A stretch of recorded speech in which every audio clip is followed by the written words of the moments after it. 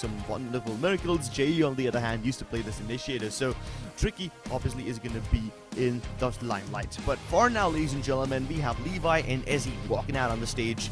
Ezzy also at one point used to be one of the best initiators in the country with a surprisingly high clutch percentage. If there's anyone who can give Hellfighter a run for his clutch percentage, it's probably Ezzy. Well, I mean, for now, let's welcome the YouTube audience. Welcome everybody on the YouTube stream, whoever's clicking on the English stream. Of course, thank you so much for tuning inside. But welcome everybody to Valorant Champions, of course, South Asia. As we all know, this is something everyone was waiting for. Today's matchup is going to be between OG versus MLT Esports. And, well, we all know this has to be one of the closest matchup, because considering MLT Esports, they have all the players ready this time. There's going to be no one missing on their lineup, so it's going to be a complete 5-man stacked lineup on their side. But look at this. Oh, Tricky. Okay. All right. He's trying to be a stud. Is he trying to be the Hulk or something? I also liked what Antidote did over there. He paid a tribute to CR7, basically. That's CR7's pose. And now, ladies and gentlemen, last but not least, the final players are walking out on the stage. The man unleashed himself, Tesseract, along with Fox. That's a cute little toy he has in his hand. Oh, it is a Fox toy. Okay, nice. Ooh, yeah, it's a cute toy. I like that. I like that. But here we go. The coaches are now going to be out as well. So I just love a hacker, the man himself, who has been able to guide his team to the success. And both these guys are just going to do namaste to each other, and they're going to get back to their seats. I'm pretty sure they're also going to have some little talks to themselves to what the game plan or the strategy is going to be like. And soon enough, the game will be beginning as well. I just want to take a look at the map veto and find out what the maps are going to be selected in today's game. Haven has to be there, as always. It's one of the most favorite maps out there, but I want to see a little variety, as you guys know. I want to see one more Icebox in the mix, and maybe the new maps like Pearl or Lotus. I want to see some Lotus, man. It's been so annoying that I keep seeing Lotus in all these VCT Pacific and VCT EMEA matches, but I haven't gotten a chance to cast Lotus myself yet. When's that gonna be? Someone, please, please. I know I'm sounding selfish right now. Please, pick it up. Pick it up, man. Pick up Lotus. I want to cast it. I'm tired of just watching it. Same. I mean, Lotus is one of those new maps, and definitely it will force all the players to think on their feet and try and make those decisions as quick as possible. Of course, teams are, as I said, they're having those talks, pre-game talks, just trying to encourage themselves, trying to motivate themselves for the upcoming game, and hope that they will be able to dominate the upcoming game too. Here we go, moving on towards the map veto, ladies and gentlemen. Split's going to be the first ban. That's a good ban from MLT Esports. What is OG going to be going for? Ascent taken out as well. I'm pretty sure Crips is now going to have a huge sigh of relief, considering Ascent is not in here anymore. But we're going to see Fracture being pulled out. I'm happy. I'm seeing a little variety here. Nice, nice, nice. I hate Split, I hate Descent. Not that I hate playing them, I just feel like there are so many better maps that can be cast. But then again, I'm done with my biases. I'm happy that there's Fracture in the mix. You're happy that Icebox has been picked up. After this, we can't really be disappointed with anything else, right? Yeah, pretty much. I mean, Lotus is banned, okay, so I guess that's a little disappointing, but it's completely fine. We've got Fracture on the mix, so this is one of those maps. Definitely, I'm quite interested to find out what the agent select's going to be looking like too. Decider's going to be played on Haven. This is the first time where we've seen Decider being played on Haven, so I'm kind of excited for that too. But we're going to be kicking things off on the map of Fracture, ladies and gentlemen. As I said, the agent select here matters quite a lot. Now, we've seen Navi's agent composition too on the map of Fracture, but the composition that Navi usually uses, it doesn't have a breach in it. So that was one of the most problematic situations when Navi faced up against Fnatic in the finals of the VCT lock-in. But that composition, not to take anything away from that comp, it's of course a good comp, but I feel like that's only one to go use. If you use it one time, the cracks will be found easily. Tesseract is going to go for the Cypher lock-in instantly. AZ's on that Neon. Okay, double duelist. Nice, nice. I like the fact that they have the ability to just dive right in, so you can clearly see very different approaches from these players, right? With Aziz and Rafuel on Neon and Jet respectively, you can be sure that Orangutan will be going for a lot of land grab right off the bat. The only person who can probably get in their way is gonna be Ezzy, who can basically stop them in their tracks with the nano swarms and all, unless they decide to completely ignore it and go over it. But because there's a double initiator on MLT Esports, Jay's KO can actually help them gather a little more information. So they're still quite deadly, but they will have a little more information to make things work. And that being said, because Fracture is such a tiny, congested map, you can silence the Breach, you can suppress him with the 0 point, and basically nullify him for some crucial seconds, which will really delay some pushes, because Breach is basically the staple of this map. You need that util to get anywhere in. Interesting. So we've got a double duelist composition, but one thing that I'm really worried for OG over here is that they've got no agent that can give them the early info. They haven't got KO, which can scan and give them the info that, okay, there's someone present there. So that means OG will have to go for those aggressive peaks and pretty much try and take those risky ways of getting information early on inside the game. They will have to go for those peaks. So this allows OG to play aggressive, but as I said, it's also going to have a lot of risk backing it up as well. It really depends how the initiator is going to be setting the duelist up, and instantly we're going to go inside a technical timeout. Someone's having little issues, and I think it's Rafuel. A little issues with his PC, but we'll get it fixed up soon enough, I'm pretty sure. But as I said, the composition that OG have, I'm a little worried about that. Oh, wait. Actually, I'm not, and I'll tell you why. So, OG, one has to take this statistic with a pinch of salt. They have a 75% win rate on Fracture, but that's only because they've played it 3 times in the recent history. Surprisingly, they did play this map against MLT Esports in July last year. Now, I know that's a long time ago. The composition was way different. Lineups obviously were different. The meta was different. I mean, Chamber was in full swing at that time. And you also have to keep in mind that back when this match took place, Badman, Godlike, and everyone was still in MLT Esports. So the imports were not present. Foxy, Tricky, and Ezzy were present. So the core of those 3 does kind of make things a little bit easier. But then Ezzy used to play Chamber back then. And even Orangutan, for that matter, had Shooter playing instead of coaching. I'm sorry, not Shooter, Doctor playing instead of coaching. They also had Shooter from Pakistan participating in the team at that point. So you can't take everything with a pinch of salt. But here we go, ladies and gentlemen. We've started with the action already. They dive straight into the B-side, fast lane in. And Levi is just shutting everybody down. Casually picks up the 3K. And Kakarot's just left to his own devices. Not the best way to start this game. Yeah, pretty quick round, to be honest. The game didn't even start, and we already have the first round concluding in the favor of OG. And considering this map is an attacker-sided map, this should give the players of MLT Esports, of course, a little advantage. And as I said, OG, for that early information, they will definitely have to take those risky moves. They will need to take those risky peaks and go for the information. But at least they've got the first round secured, so that means now they're also going to be having the anti-eco in their hands. Better weaponry means an easy round in your hand. Well, MLT Esports, never the kind of team to go for these forced buys. They will stick to their classics, and this is one frenzy purchased by Fox. So, nothing to worry about yet for OG. They've got this camera marking towards B main. The remaining players, both Tesseract as well as Rafuel, marking Arcade. Yeah, there you go. Now that the Cypher utility's been broken, MLT Esports flood into the site. But this is actually nice, you know. Since Orangutan is not contesting the site, Metal can at least plant the spike before it all goes downhill. 2 players remaining, and they should be swept up as well easily. Tesseract's in the close. Is taken down a bit low, but as long as he's alive, that's all that's going to matter. A flawless round to be secured from OG. Once again, they're looking pretty strong. At least they've had a strong start. But now this is where they're going to be tested to their fullest potential, because now the opponents, they're going to have the Vandals and Phantoms in play. This is one of those rare eco rounds where everybody walks away with a win-win, you know?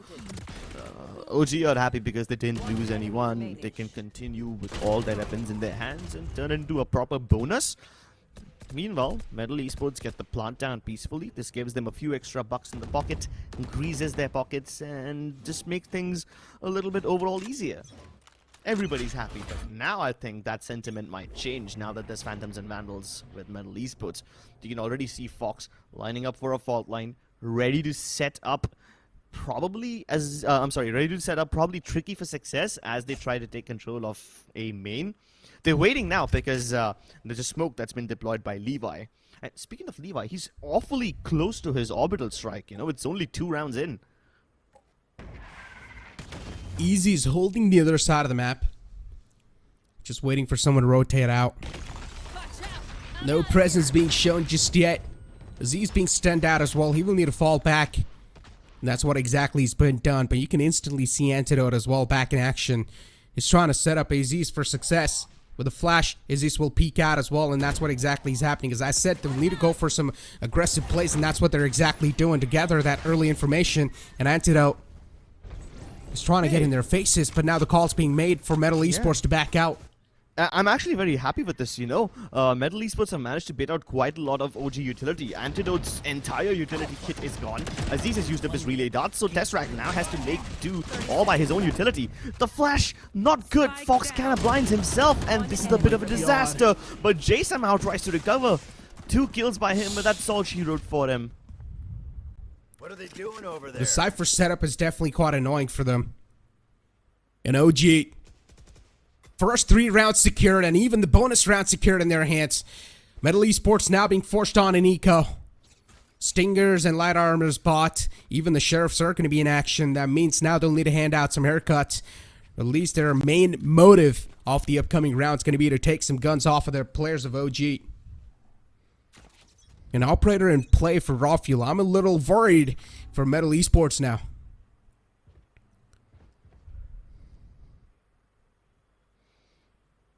Wow, this is actually really uncharacteristic of MLT Esports. Usually they like to spread out and have defaults all over the map, but now they're just going for this slow creep in from Dish. And they're actually able to get into the site. As a response, you have Aziz, who's already tucked himself into its A main, so that makes things difficult. And as Levi tries to chime in as well, MLT Esports are getting clobbered. Kakarot with a crucial kill. Jay still sitting in the corner. And Kakarot's just waiting for the flank. But he doesn't know there's no one on the flank just yet. 4 players, all the 4 players are stacked up in the defender spawn.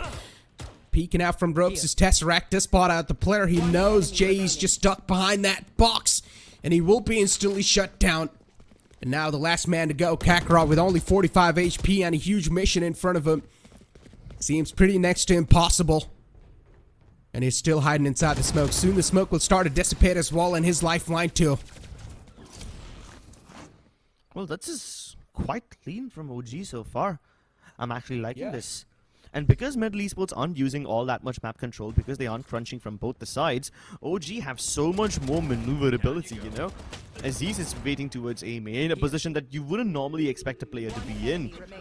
Tesseract doesn't get blocked out. He's bold enough to walk out of the smokes and play from top of that rafter. And OG are just making it look simple. MLT Esports need to somehow make things easier for themselves. I mean, in round 3, they did make things easier. You know? They baited out all of Anti's and Aziz's utility, and that left them vulnerable. But oh my god, Aziz, are you serious? He just walks out with a rolling start. The orbital strike does nothing to help him, but hey, this is still quite stylish. Calm, cool, collected. Was able to just connect those heads like it's nothing. AZ starts off with a fire. And now OG, they're going to start to capitalize even more. Of course, a huge concern on the side of MLT Esports, and Tesseract finds himself another one through the smoke. Kakarot's all by himself on the main, gets caught in the site for tripwire. Now the position's clearly known. 3 players versus 1. As I said, looks next to impossible to pull off, but Kakarot, he's getting an inch closer every single time he's getting these kills, but Raw Fuel will shut it down. Oh, this lineup the players of OG have, it's allowing them to rotate and take those aggressive peaks so well. But MLT Esports need to find a way to punish them. Yeah, MLT Esports are getting clobbered right now. This is kind of a red flag at this point. The orbital strike that Kakarot used was just to get the kill on Aziz, but man was unfazed. Didn't seem to bother him at all. Got his kills, got the double as well, and fell back peacefully. And then MLT Esports were just left struggling, you know. Even when they tried to make a counterplay by pushing through the smokes, OG were all over them. it seems like Metal Esports are just not prepared for this super fast aggression from OG, and this is not even the first time that OG have tried this aggression, you know. Before, they've played double up towards Arcade. So it does kind of indicate that OG are really focusing on Arcade quite a lot. We've seen this in, the pistol round as well. We've seen it in round number 2 as well. They always have like a double stack towards Arcade. So Metal Esports by default will have a little struggle getting their foot into Arcade. What about other areas of the map? A main seems to be heavily marked. Antidote is playing quite aggressively over there, always helping Aziz to set up for a couple of kills. So those two areas seem to be heavily reinforced. Up until now, whenever Metal tried to approach Dish, they haven't faced any resistance until they actually drop into the site. But before that, at least they are able to sneak in, you know, so maybe do something with that. Strengths and weaknesses identified. Let's see what Metal do with this information. Oh, that's a full stack outside B. Yep. And Metal Esports are not even utilizing the other side this time. And not just this time, we aren't even seeing that other side being utilized to its fullest potential. Knife being set in the front, but the tripwires are still going to be activated, and Rawfield finds a collateral. Oh, that's a huge one. Might just put a full stop to the entire push. Easy's trying to creep and crawl his way in. Will find Tesseract, though. But that's all he's going to get. Still the man advantage in the favor of OG. They're trying to move up with the breach utilities. Aftershock utilized as well to find the man out of pocket. He has been out positioned at least for now, but the lockdown's going to be invested as well from Easy. And that's a huge lockdown. OG, things aren't looking that good. Brim ult being forced out. The orbital strike not in action anymore. That means Metal Esports, that might just be another huge sigh of relief. But AZ's going for the defuse. He's stinking it. And the crossfire's perfect. Antidote finds Easy. Trick is there to try and find, or at least straight things out, but it's not going to matter. OG, they're too quick. Oh, they're too quick. They're too deadly, dude. Raw Fuel just basically ruins their entire hope.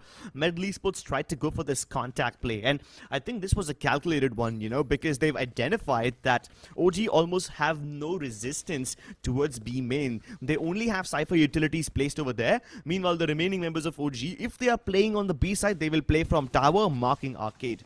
They almost never try to fight towards B main. So Metal Esports were right in going towards that region, but little did they know that Raw Fuel would destroy them like that. In fact, I think OG would have been able to win even if they did not use the orbital strike, because the lockdown from Easy did not cover the entire site, and it certainly did not cover the spike, so OG could have still sucked the defuse. The orbital strike was just basically an insurance policy coming out from Levi. Wasn't required, but it's nice to see. Metal tried the same thing once again. Same place, same utility deployed, and they get caught in a different trap fire. And what on earth is this? Antidote pushes out of the smoke without any fear, demoralizing Metal from making a single move. As he's trying to keep the hope alive, but there's just way too much on his plate. Oh.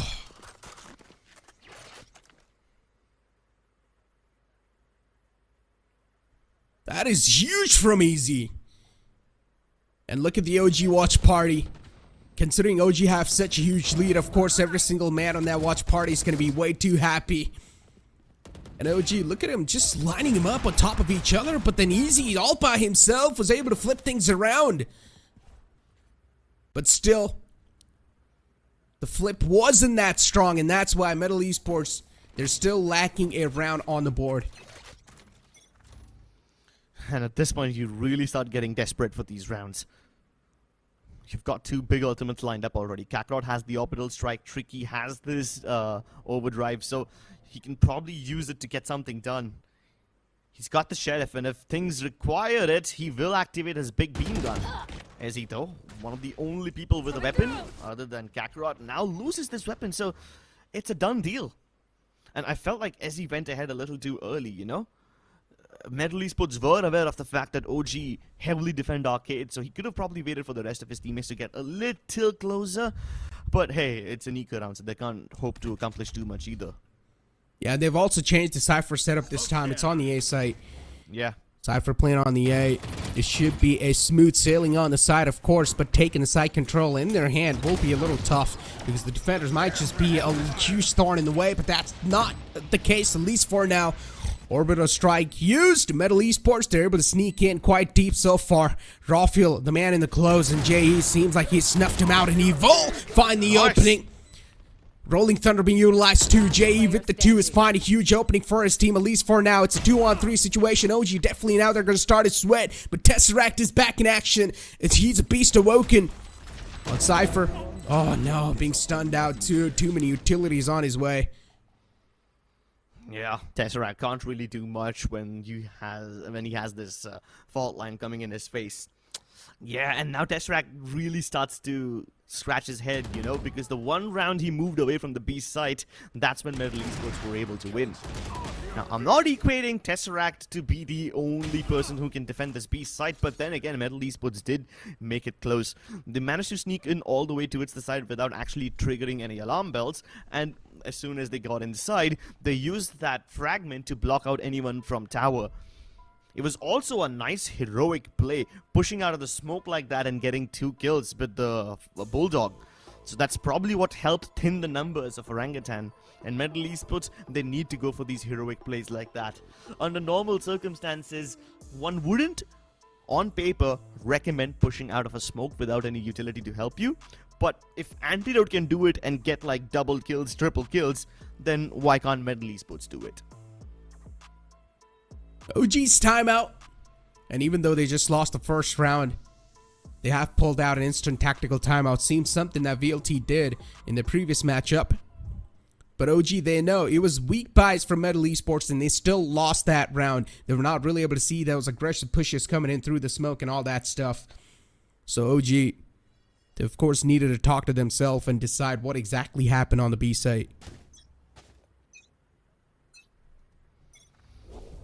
What happened on the B side is, yeah, something they'll discuss in this tactical timeout. But you know what I'm afraid of? Look at the amount of ultimates that OG has stacked up now. I'm afraid that they'll use something to destroy MLT Esports. And this is a good setup from Levi. He almost escapes. Keep in mind that OG have never posted any defense towards Dish before. So now that MLT Esports are encountering resistance, even they are shocked. Even they are surprised. Whatever MLT Esports thought of will now have to be recalculated. Oh, on a move. Rawfuel's ready with the op, but the jump spot's there. Rawfuel being forced back, but Easy connects that shot. Rawfuel sees a bullet right to his dome, and he won't be able to stay alive to see another day, at least for now. Been taken out inside this round, and that's a huge threat neutralized already. The operator's not in play on OG anymore. That means Tesseract will need to handle things all by himself, and Easy once again peeks out, whiffs all of his shot, and will face the consequences. Rolling Thunder utilized too. Antidote, that's a huge Rolling Thunder from his side. Everyone on the side, at least for now, is stunned out, but they will try to do the flash and peek combination. Trades did happen back and forth, and now we're down to a one-on-one situation. Kakarot versus Antidote, and he's going for the stick. Kakarot has no clue, and Antidote, he's such a sneaky man. Captain of Orangutan stepping up for the team. It all came down to Kakarot in that situation, you know, because he's the only player who cannot be accounted for. Everybody else caught in the Rolling Thunder. The tower area gets completely carpet bombed. And then it is up to Kakarot to somehow save his teammates from certain death. He does try to neutralize the situation, but Antidote, man, he is just too strong. You also have to keep in mind that the tactical timeout that OG took in this round really caught MLT Esports off guard, because up until now the Dish area was completely in the clear, and now that Metal suddenly find resistance over there, they get bamboozled. Oh, look at a quick take from Metal. Things aren't working out for Metal, and now they're starting to get desperate. The quick take was there, definitely. Oh my God. With Tricky's ultimate, but instantly everyone's being shut down. OG, their defense is just so strong. A wall that's uncrackable, and OG, they're just cracking open every single skull that is being found in front of them. Kakarot retrieves the Vandal in his hand, but we'll try to pull something impossible. And as I said, it looks pretty impossible. Finds one, gets the second one as well. Oh, he's able to line him up. But the third one will put a nail into the coffin. Yeah, those odds were just a bit too high for MLT Esports to conquer Kakarot. You know, whenever his team is in economic battle, he's almost always the person who somehow purchases a gun, and he's still able to get a couple of kills on the back of it. So even though his at least the rest of his team's economy is not the healthiest, he's able to keep himself afloat. The silver lining over here is Kakarot now has his orbital strike available, so that's something better than nothing, you know? But up until now, his orbital strike hasn't really caught anyone. It hasn't even damaged anyone. Forget damage, it hasn't even forced anyone to fall back, so that is a red flag. OG, turn up the pace, turn up the aggression. A fault line and Sky Smoke directly out of B main. This gives them a lot of advantage. Oh, Rockfuel no. disrespecting the fast lane. My goodness, nothing seems to be working out for MLT Esports. Fox again holding his nerves with the gun. And OG, they got a huge advantage back inside the game. Kakarot waiting for the flank, looking out for the flank, and AZ's is there in the back as well. The call's instantly being made probably that MLT Esports are trying to rotate out, but they're sort of choked in the back site. Both the players rotating towards AZ's starting to fall back, is still wanting to take those duels. He's really willing to take those duels. Yeah. But MLT Man's on a Esports, hunt. oh, they're on the ropes. And this is what I was scared of. No. Getting caught when you're on the ropes is one of the most unfortunate things. And that's exactly what that happened. Ouch. It's painful to watch, dude. They might as well turn this rope into a noose. Oh, I don't want to go down and crack that dark joke, but this is just painful to watch, man. One enemy remaining. I can't take it, dude. My heart can't take it anymore. Even Antidote is embarrassed. He's like, come on, dude, give me a fight. These are some easy frags. I mean, even OG, they're really just trying to put that little touch of aggression inside the defense, right? And they need to do that with the composition they've got. And so far, they're doing it so well and successfully. But once again, maybe the fairy tale will come true for MLT Esports. Because on the map of Fracture, they're definitely getting dominated. You never know what happens on Icebox.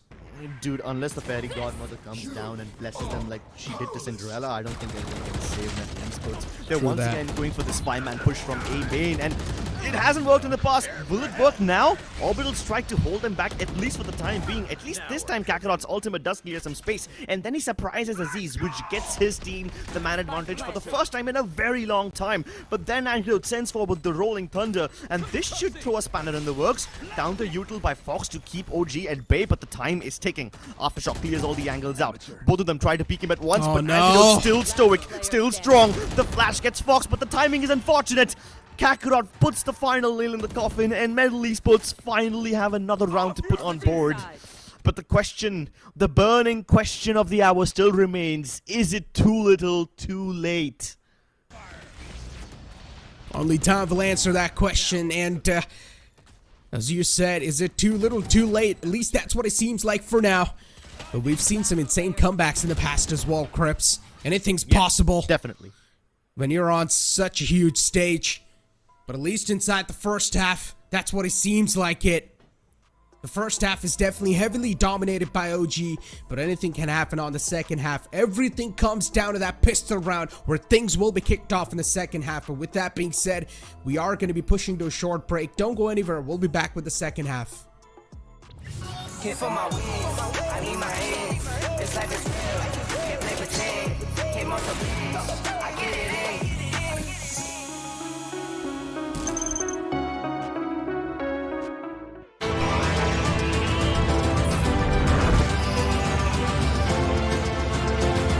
The all-new i20, born magnetic. For my wings, I need my hands. It's like it's real. Can't play pretend. Came off the beach. I get it in.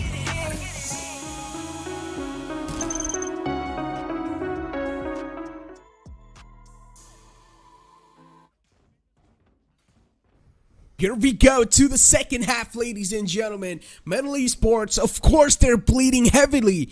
But OG, they looked quite vulnerable in their previous matchup against ASTER Army. MLT Esports, so far, with their entire full 5-man lineup, they haven't been able to perform, but they're definitely showing those glimmer of hopes where fans can rely on. Let's see how much longer can this glimmer of hope actually keep on emanating light before it gets plunged into the darkness. Tricky once again. A beacon of light. A shining example of hope, which can probably get his team the win. Kills Tesseract, the man who made their lives miserable for the first 7 rounds of this game. And now they're also going pretty aggressive. Metal Esports, they themselves. But they've got no clue that OG, they're all over the map. They're just waiting for those aggressive pushes. And so far, they're making their way towards A. And definitely now the sound's being heard. Jay should have given the call away. He's down to only 12 HP. He doesn't definitely have a lot to hold him off. But Metal Esports, they need to start rotating as quick as possible. And OG, they themselves, they don't have a solid plan which they can rely on. They've only got 2 players waiting outside Arcade, but B is the hit, it seems like it. Turrets there on the site, so they will of course try to play for the contact play, but every single player from OG as well is just stacked up on Arcade. Now the smokes are going to be deployed as well. Nanoswarm's activated just to try and stop them in their tracks, but that's not going to matter because Metal Esports, it seems like now the bodies are starting to drop on the floor. Fox is taken down way too low. Tremor's utilized to try and make things a little difficult for the opponent. But OG, with the site control in the hands, they're looking pretty happy. Little time left though. Enter can still be able to plant. They don't disrupt him, but they're still getting the kills. Kakarot and G really timing up. Oh my god! Oh my goodness! He just turns up all of a sudden. What? No. Jay finally puts his killing spree to an end, but I had my heart in my mouth. I was so scared. I know, right? Like, I was partially happy for Metal Esports because this was supposed to be their win. This was supposed to be the round they put up a number on the board, and Antidote almost took it away from them, dude. And there's a high chance we're probably going to be seeing a force buy because they also got the plant down in Crips. Oh, of course. So they're definitely going to have those extra credits. Of course. And this was way too close for comfort. It was not supposed to be this close. And the last man, JE, who was alive, he only had 12 HP in the hands. Imagine, right? Imagine. I mean, Metal Esports aren't the kind of team who go for the force buys in second round, regardless of the pistol outkin, but OG almost always do that. So now they've got these Spectres and Stingers in the mix. Can they go up against the Bulldogs that Kakarot and JE are wielding? Aziz turns up the pace, all of a sudden the flashes and the slide. It cancels out Tricky's tracking. JE, he is demolished. OG are singing the songs of death, and already Metal Esports look shaky. They're trembling, their legs quaking. The hope is dwindling, and as he tries to once again enlighten that fire, but he is snuffed out. OG, give them a glimmer of hope with the pistol win, but now they've taken it away. That is huge. And as expected, OG, they do exactly that. The force buy comes out. On the aggressive page is AZ's in the front. All the attention was gathered onto himself in the A main area. And the team in the back started doing their work. Of course, as Boaster said in his tweet, that's what Duelist's job is, to gather the attention and make his team's job easier. And he did so perfectly. And now the Sheriffs are going to be on the board on their opponents, Metal Esports. Definitely, they are going to be sweating a little bit here. An aggressive peek from Fox is going to cost him his life. Don't exactly know why Fox went for that. Of course, maybe for an informational peek, but still, that was not something he could afford in such a critical condition. Tesseract finds a 2K for himself, and now Easy is trying to follow the same footsteps as well, and Tesseract is just waiting for the flank. The tripwire will get activated soon enough, but this time, it's Tesseract body that hits the floor. Nice shot by Tricky, but there's just way too much on his plate. OG are just running this through. Speed running the entire game. They want to get to map number 2 already.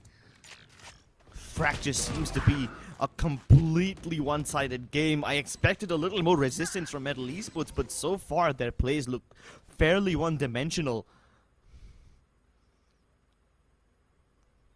Oh boy. And a timeout from Metal Esports, you might as well utilize it if you've got it left. Because this is the last round of the map.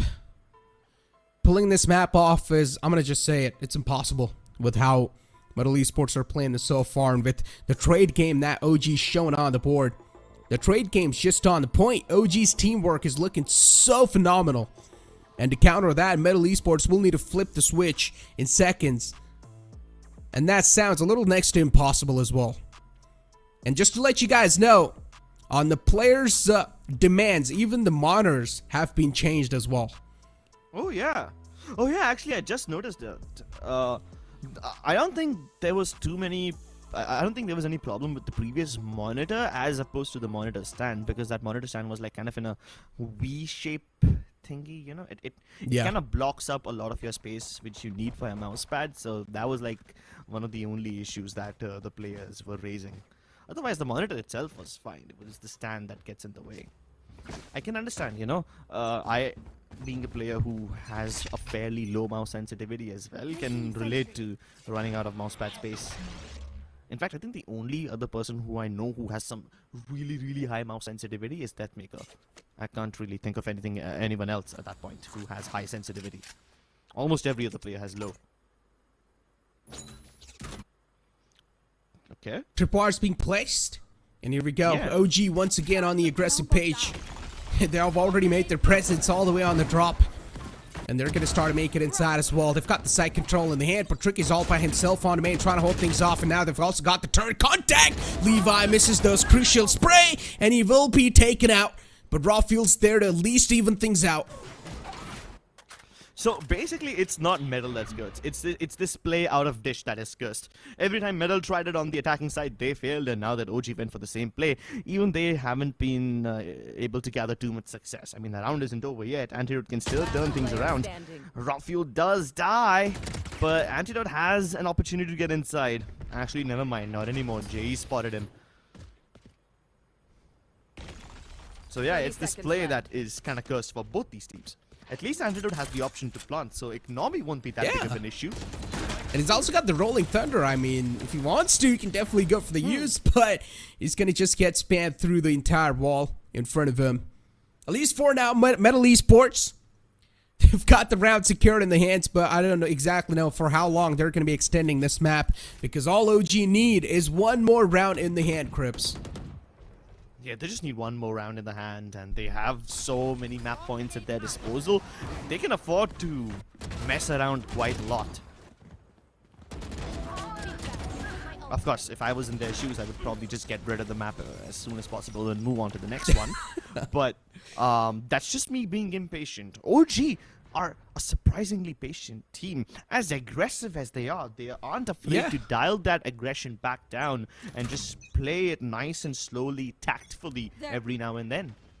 Exactly, though. But again, the format of the tournament's quite interesting too, right? You need to take every single map close. You cannot have a lot of round difference. Exactly. So that's why maybe Metal Esports is trying to fight back, and they want to take this map as close as possible, or at least get a couple of more rounds back in their hands. But this Rolling Thunder from Antidote is making me sweat a little bit. Metal Esports, they might just have their death approaching them soon. Yeah, keep in mind, I'm glad that you brought up the round deficit point over here, you know, because Metal Esports are currently standing third on the group standings.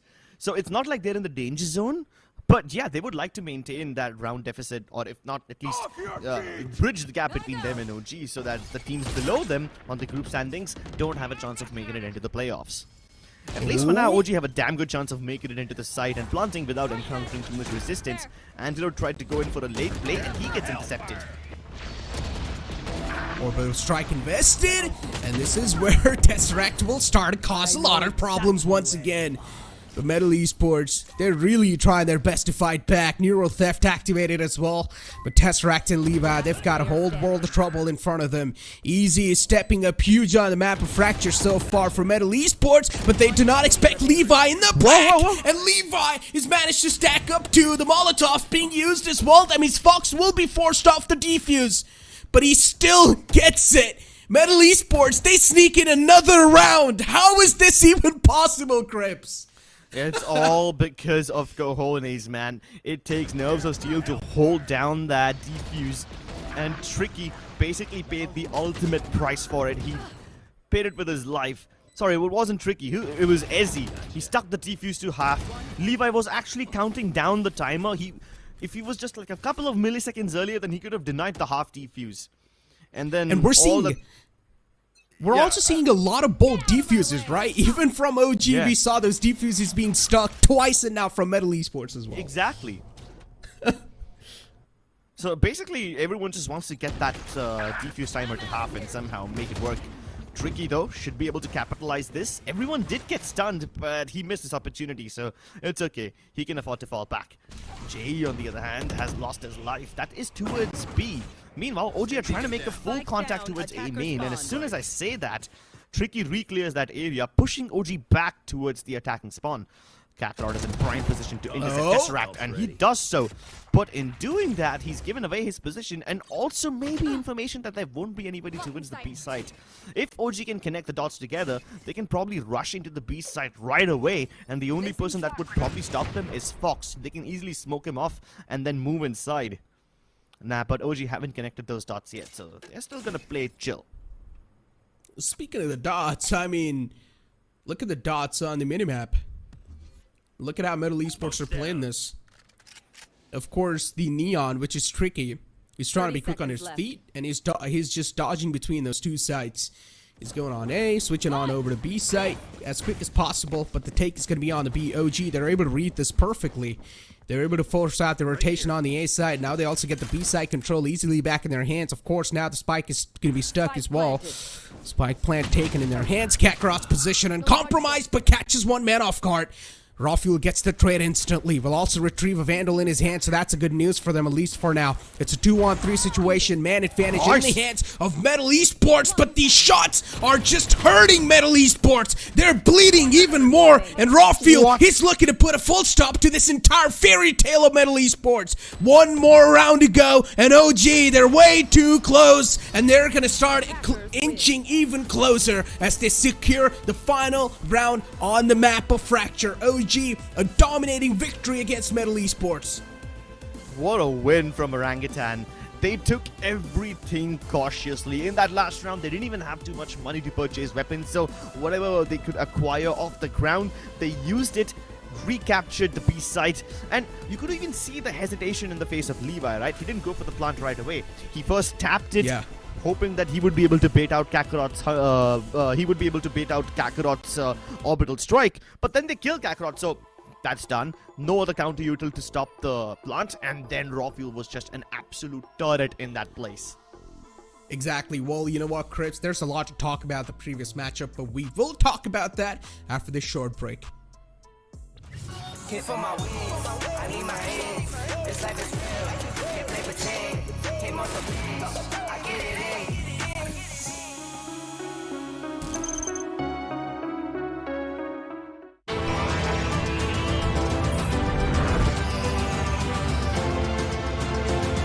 The all-new i20, born magnetic.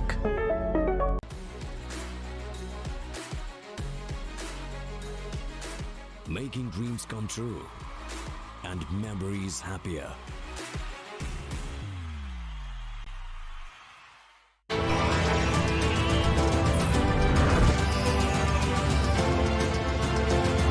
The all-new i20, born magnetic. Hit for my wings, I need my hands. This life is real, can't play pretend. Came off the beach, I get it in.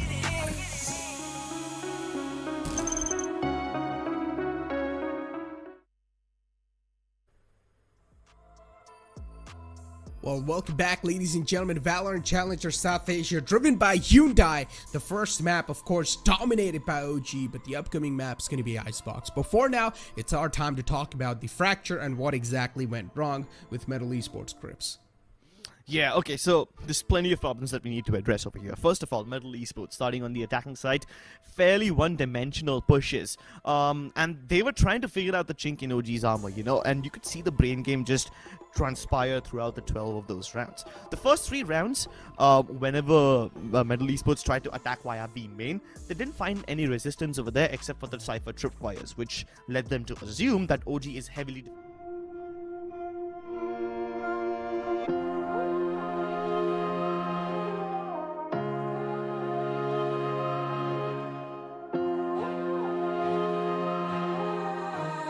I know my destiny.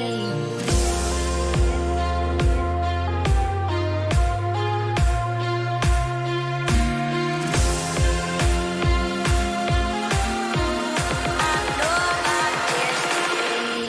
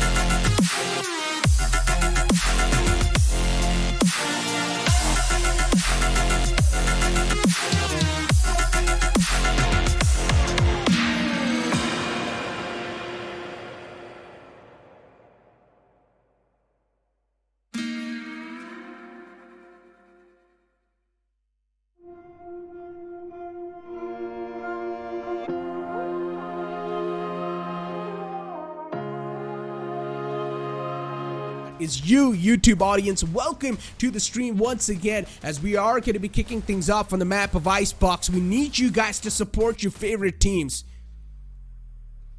So yeah, nothing out of the ordinary. The same old meta composition that we've been seeing since, what, August, September 2022? Yeah, this is kind of the reason why a lot of people are not too keen on watching Icebox, you know, because the meta hasn't really changed all that much.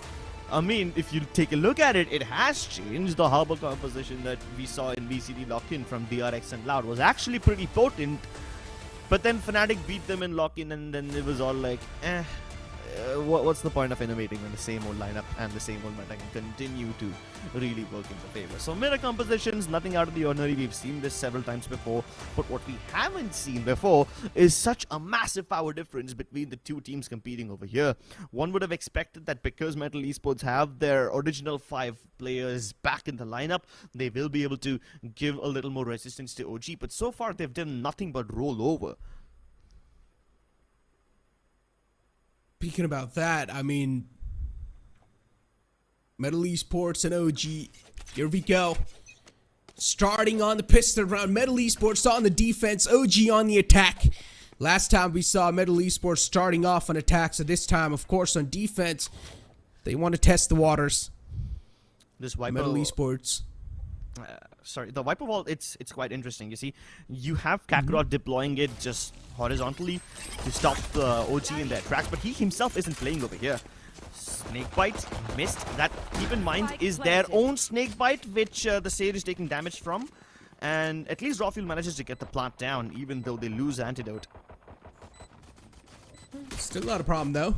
The flank's being sniffed out as well. At least the position's known, and that's all that matters. The Soul was taken down way too low. Tricky misses the critical shots, and now he will need to face the consequences as well. Tesseract with the shock dart. And speaking about Tricky missing his shots, he's not going to miss the next 3 shots, and he connects all of those. Tricky with the 3K helps his team secure the entire round in their hands.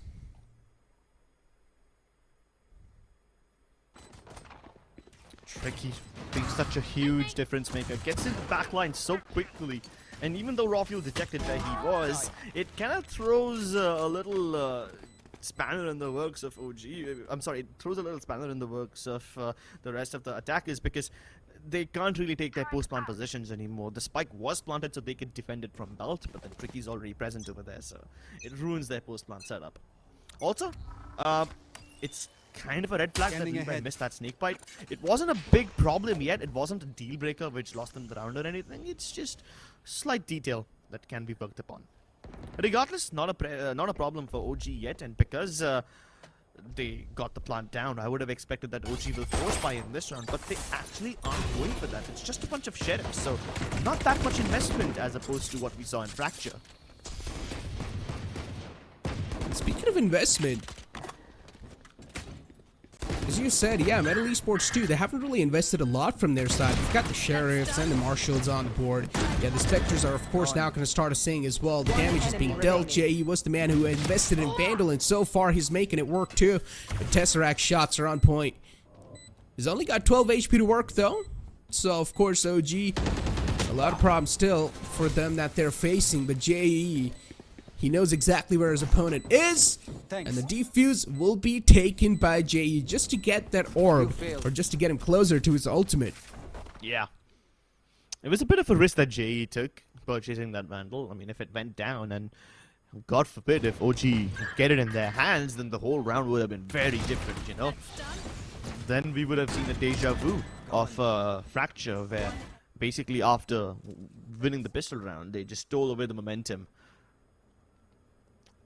Spike, uniquely enough, was planted on the left-hand side of that green Radianite box, closer to screens rather than in the default planting position that you always see between 410 and the generator box. So yeah, that unique spike plant position kind of makes me a little excited to think about what OG might have in the plans for us later on in this game, but let's see what they're cooking. So far, OG going without any problem seamlessly into the A site, and not too much resistance from Metal. They're just using the nano swarms to keep OG at bay, but the plant is going to go down regardless. 5v5 retake on our hands now. Oh, here we go. Side control in the hands of OG. Metal Esports, they've got 3 players stacked up on the flank.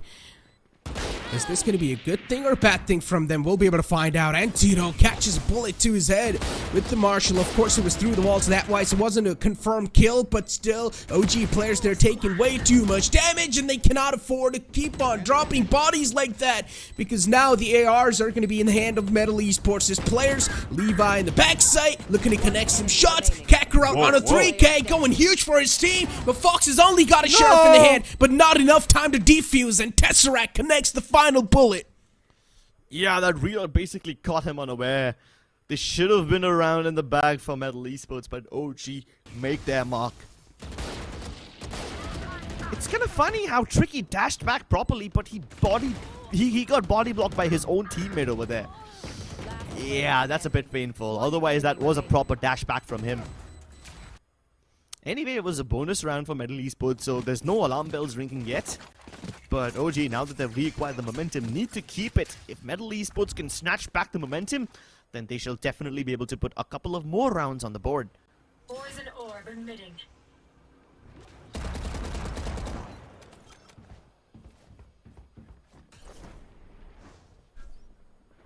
Oh, creeping up on the B. Slowly and steadily. Getting quite close to the plant.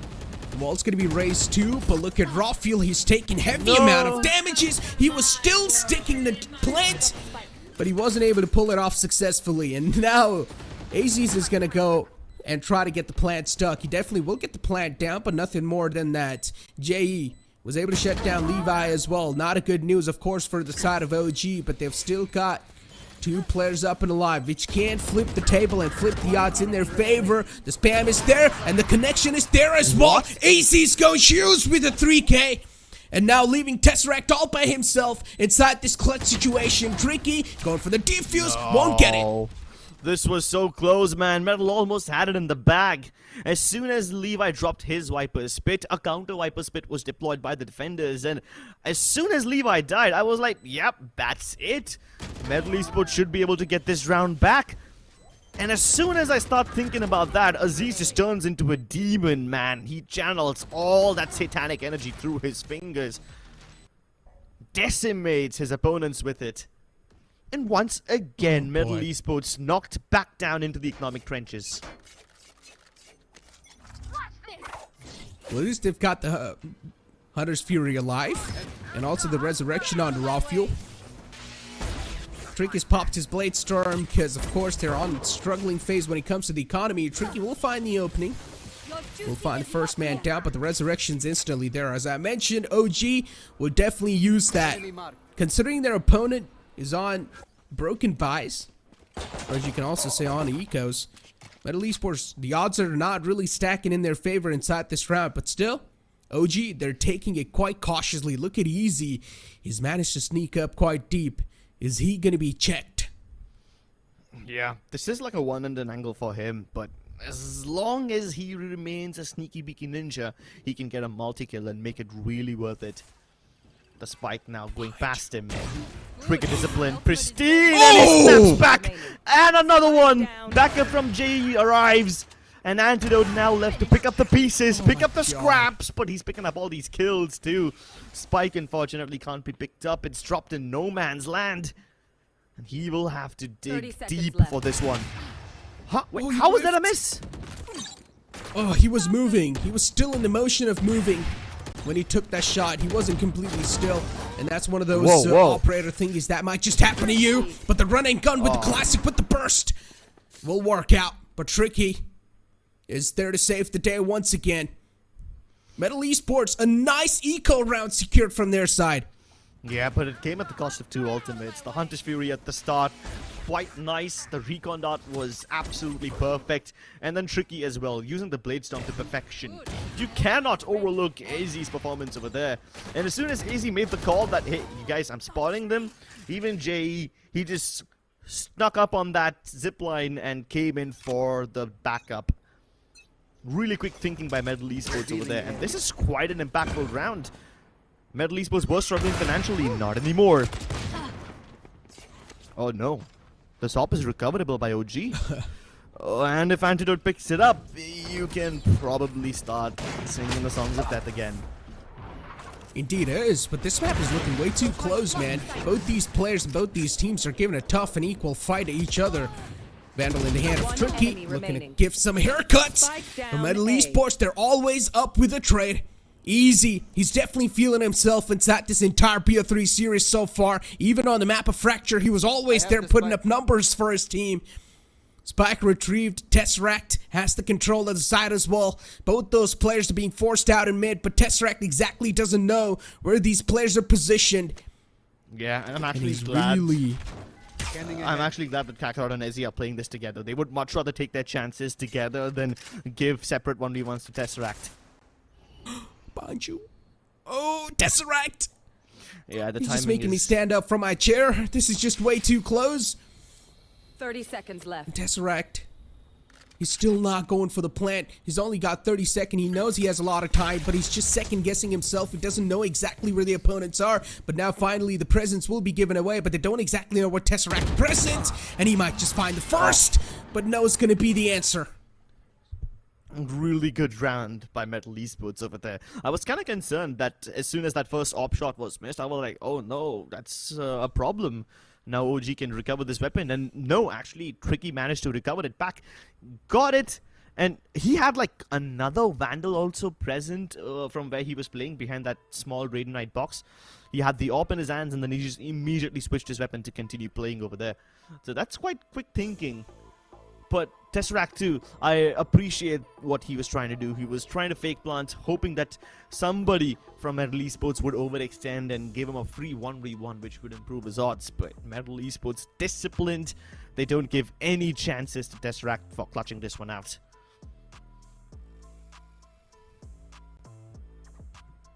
Oh boy. A tactical timeout definitely needed. Because OG... This is not something they were expecting on this map, considering the way they dominated the first map. OG should have a strong lead, but so far, they're of course been proven right. MLT Esports with a 2 rounds lead, not that far away. OG can easily catch back up. But they will need those rounds in which they are going to break down the confidence of MLT Esports. Placing sentry. Well, there you have it. Once again, a full buy in the hands of Metal and OG both. Revealing area. Lockdowns available on either side, but at least Tesseract has the counter for it in form of that Hunter's Fury.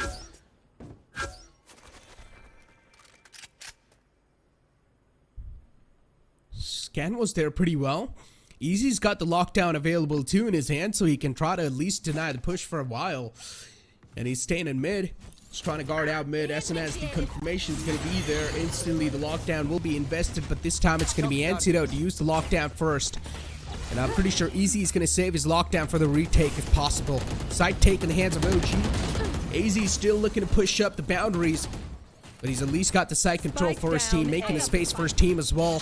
Raw fuel's being cut off. OG, they will still go for the plant once again. Kakarot with the flank, catching the players off guard. But Levi's there to try things out. And now, as I said, as soon as the retake's going to be started, Easy will invest his own lockdown. But OG, they've got their own lurk on mid.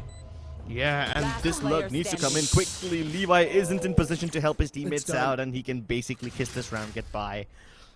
It's also quite important that they managed to get the kill onto Tesseract quite early on in the round, because if Tesseract stayed alive, then his Hunter's Fury would have been able to counter the lockdown of Easy. So that really made things, like I said, easy for them. Levi with the lurk was actually quite nice. He should have been able to come all the way from Boiler and help out his teammates towards screen, but because of the lockdown, he was forced to take the long way around, go in via kitchen. So that kind of screwed things over. Still feel like should have had a little patience with the lockdown. But it's okay. It was needed to get the site control in the hands. MLT Esports, operator active, on the board on top of yellow. And OG will need to stay cautious as ever before. One single shot and you will meet your makers. And Tricky is looking pretty precise so far. We talked about that one shot, and as I said, he's looking precise. He misses the upcoming shot. You jinxed him, bro. You jinxed him hard, dude. I'm sorry. You always happen to be the unlucky champ of some of these players, Necro. I mean, I'm not the one to believe in superstition, but... Oh, man. Hey, what are the odds, though? I'm also not a person who believes in correlation and causation, no! but now that is a cause of concern. And deletes Tricky. Kakarot doesn't even see his enemies, dude, as he jumps up on top, and while Kakarot is still focused towards the right side, he gets his head taken off. Again, God, even Easy dies without ever seeing an enemy. These frags from OG beyond the line of sight are insane. Now that is what I call perfection personified. Oh, they didn't even lose a single duel yet. They got the site control so cleanly in the hand. Got rid of the operator as well. Oh, that is what you call perfection personified. Last man's alive, it's Fox.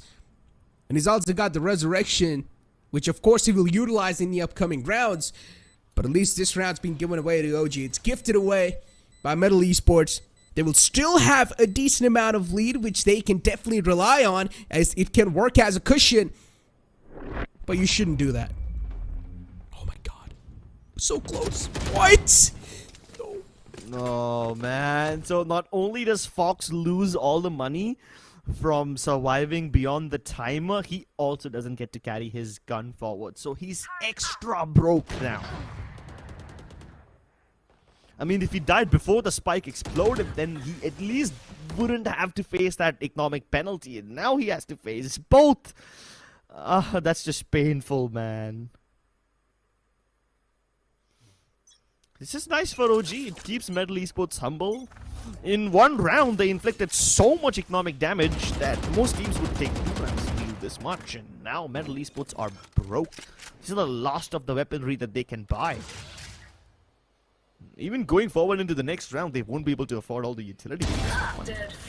Oh, and Levi's just making it look so easy. This is the first time that he sneaked into Tube, by the way. This area has, up until now, remained unexplored for OG.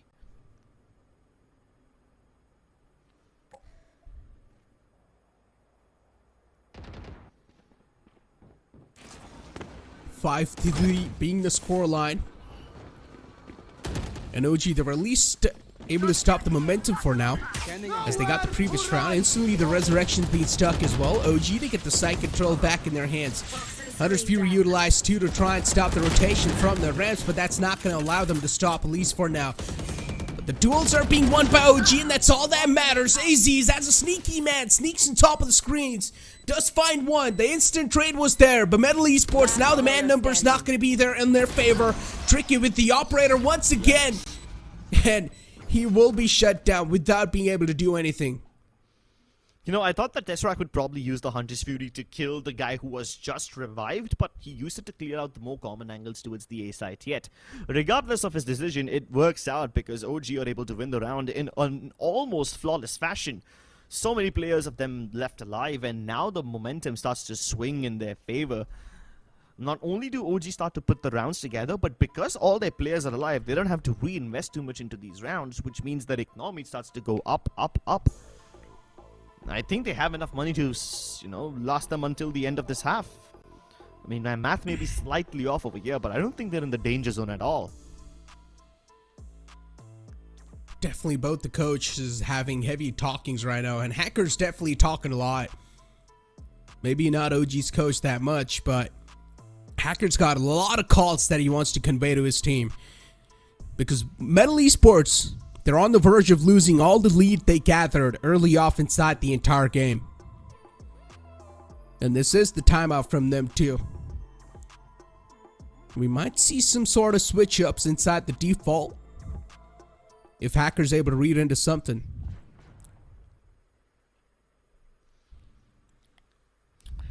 Money running out. MLT Esports relegated to Sheriffs. Shorties. A Bulldog in the hands of JE. Oh, never mind. He just relegated down to a Sheriff again. If he stuck to that Bulldog, I would have said that he's probably the only guy on the team who forced buys a weapon. He was buying Vandals in the previous map when the rest of his team was on an Eco. So, yeah, I thought the trend would continue. Anyway, certain death for JE, at least postponed for now, as he's still looking to get his head off, but Oh my god. now MLT Esports are starting to focus on mid quite a lot, as well as B. This is Oh, the push no. coming in from Tricky. Antidote ready to push. Aziz countering back from mid, and oh no, Fox tried to wall that area off. Antidote takes his head off. Copy kill. Oh, Wow. Player Kakarot. standing. Those crispy shots, but raw fuel will put a full stop to his story.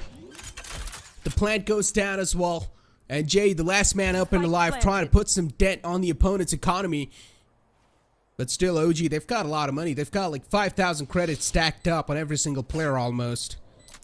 Yeah, like I said, they don't have to worry about money till the end of this half. They're chilling. And Jay, the last man up and alive, has also got a Vandal in the hand. But again, going for the save, he's of course not going to matter that much, or it's not going to make a lot of sense. He tried to pull something off, but Tesseract is in an angle where he's unexpected. Yeah, and Tesseract won't let him save the gun. That was like the only play that those servers could have made over there.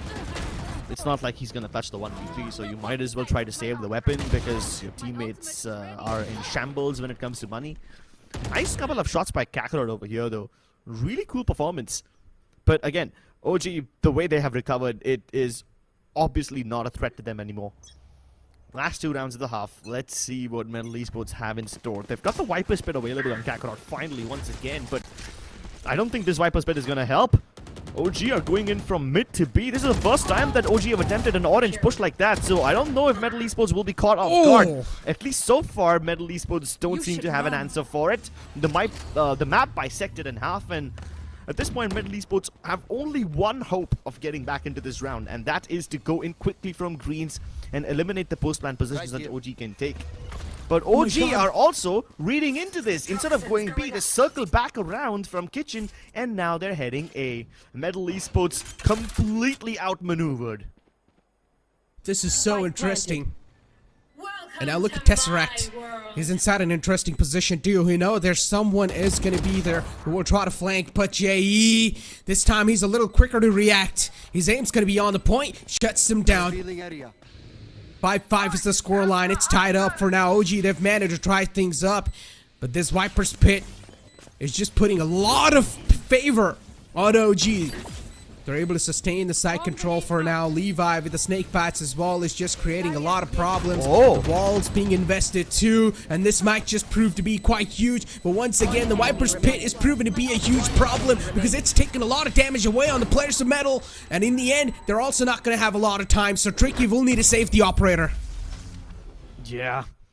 MLT Esports tried to go for the only play they had over there. They tried to get control of attacking spawn and then hopefully head towards the B site quickly enough to intercept OG before they took some good post-plant positions in B. But then OG was like, screw it. We're not going to go for post-plants at all. We'll go to the entire different site. They planted for screens. And that was actually a very good decision by OG as well, because MLT Esports, they wouldn't have been able to clear out screens that quickly. They tried to instead go for the barrier orb and hopefully stick the defuse, but the nanoswarms ate them alive, and Get out of my way. even if they were able to stick the defuse, the Hunter Spree would have saved them. This time Aziz starts things off with a slice and dice action. Oh my god! Aziz, what was that flick on the second target? He's just putting every single player to sleep.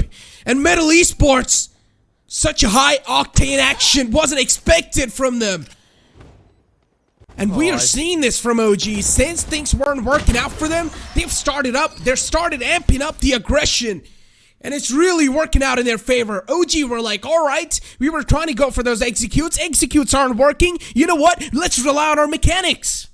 Let's rely on our mechanics. Let's rely on our aim. That Blade Storm.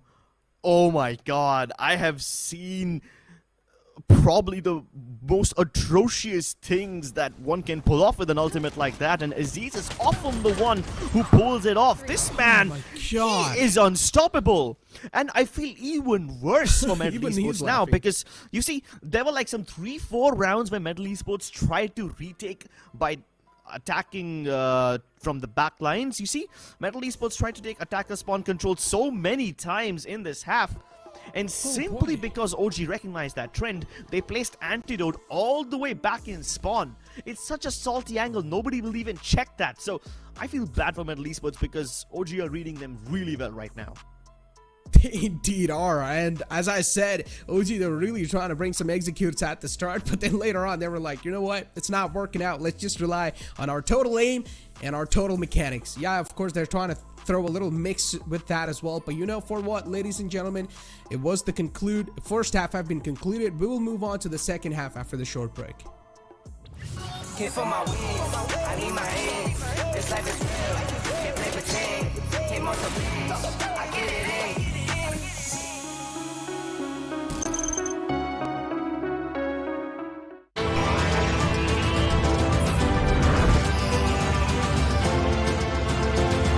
The all-new i20, born magnetic. Hit for my wins, I need my hands. This life is real, can't play pretend. Came off the bench, I get it in.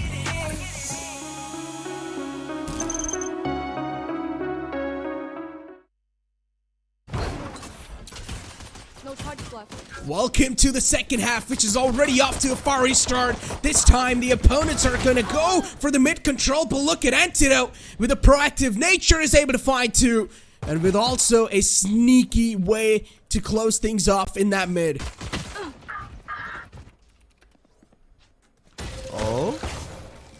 Oh, interesting. Last player standing. I don't see the purpose of it, but MLT Esports are going for something really unique. This push all the way from tube to kitchen. I don't think I've seen any other team try this in pistol rounds, you know? We've seen plenty of variations of it. We've seen even OG attempt one round like this. I think it was either round 10 or 11 or something, but you don't see stuff like this in the pistol rounds. So kudos to MLT Esports for keeping things fresh. One of the most crappy pistol rounds I've seen so far. Yeah, but hey, they man. move fearlessly. They indeed did. They indeed did. Just like our Philips One Blade. Throwing a little sponsor call out in there too. But 6-7.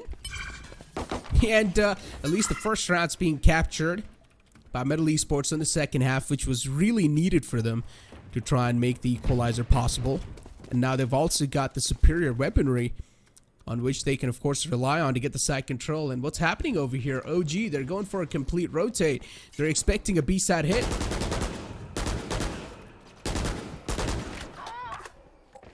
Oh, okay. Nice shot by Ezzy. It's a little labored, but he gets Antidote in the end.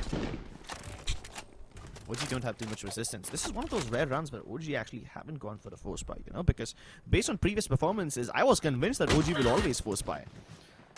It's fine. They have a decent enough lead for now.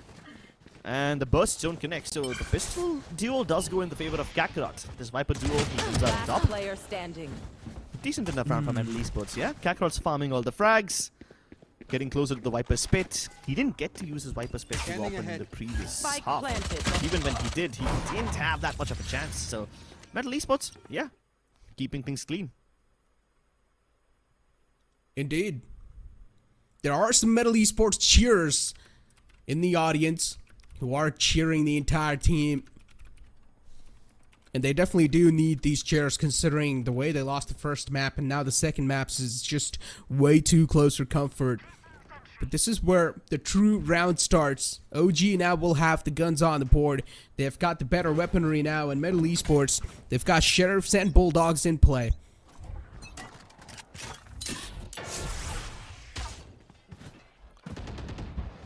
Well, slow start from MLT Esports, at least in this round. They know that OG has the buy, so it would be wise for them to explore multiple avenues, something that they did not do in Fracture. Spike just outside of A. There's people sneaking past from Aziz. They're just under him. The suspense is killing me. And now Aziz finally kills Tricky. Stays inside the cloudburst. He's not backing off. Nice shock dart from JE. Using the map geometry to get the better of Aziz. Levi now trying to finish off what his teammate started, but it's a little too much.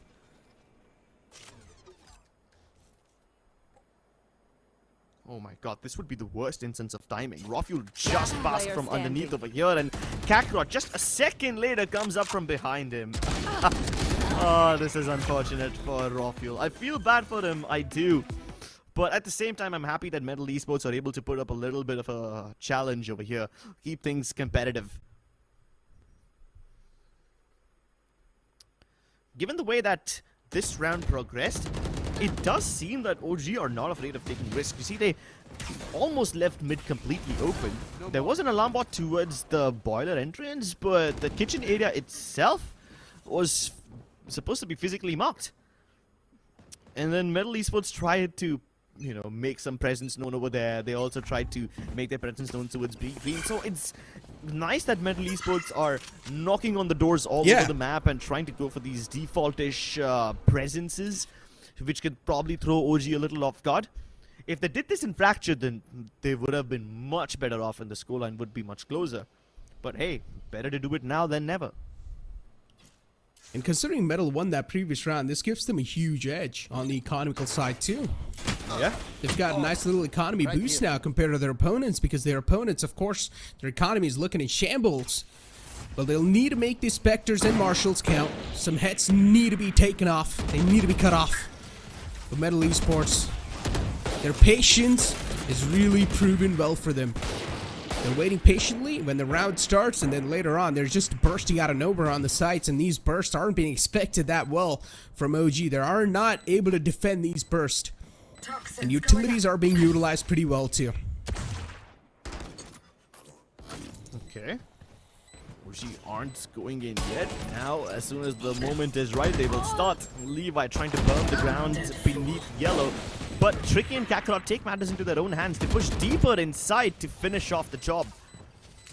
One enemy remaining. And Oh my way God. too much utility being thrown at him.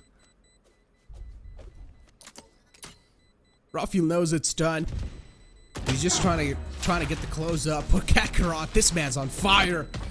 He's peeking those angles like it's nothing. He's just there to stack those kills and get those orbs for himself. And he's farming now. And Metal Esports, yeah, as I said, there are some cheerers in the audience that are cheering for them. And they definitely do need the sort of confidence booster inside the tournament. And now Metal Esports, they've got 2 rounds lead. That's huge. And every single player now will also have the Vandals and the Phantoms on the board for themselves. But on the other hand, AZ's has got the Operator in the hand. They definitely need to watch out from those angles. Yeah, let's see how much can Aziz's op change things. Metal Esports have a thin lifeline. An arm spotted by Aziz. The drone is trying to be destroyed. Yeah, his teammate tried to destroy the drone with the Phantom, but it didn't work. Op dropped in the open. Raw-Fuel misses the opportunity. And there you have it. Instant man advantage for Metal Esports. Backup has arrived from OG though, so there's men marking the B site, but none of them in a position to trade each other out. They're trying to fight for the site proactively, but unfortunately, they're just losing those duels. You saw Antidote as well, just pushing in the front, trying to fight for the site, but they're just not able to win those duels. And look at this flank from Kakarot. This might just prove to be huge. They're still waiting for those 2 players who are left alive from OG. And now Tesseract knows exactly where the rest 2 players are from the Metal Esports side as well. Those are some nasty shots. Tesseract cuts off their head with the Vandal. Still got 82 HP in his hands and the armor as well that he can definitely rely on. But he cannot afford a lot of hits on himself. He needs to connect those heads and Tesseract. He's making those bodies count. Oh, his hand's hot. Yo, yeah, I'm surprised his mouse isn't melting with the temperature of his hands. Jeez, this guy brings a lot of heat to the table. And if he's the one who's anchoring the site which Metal Esports decide to hit, then Lord help them. Ouch, dude. Okay, this is just too clean. He's got a guillotine machine just stored inside his arm, a spring mechanism that unleashes itself with every click.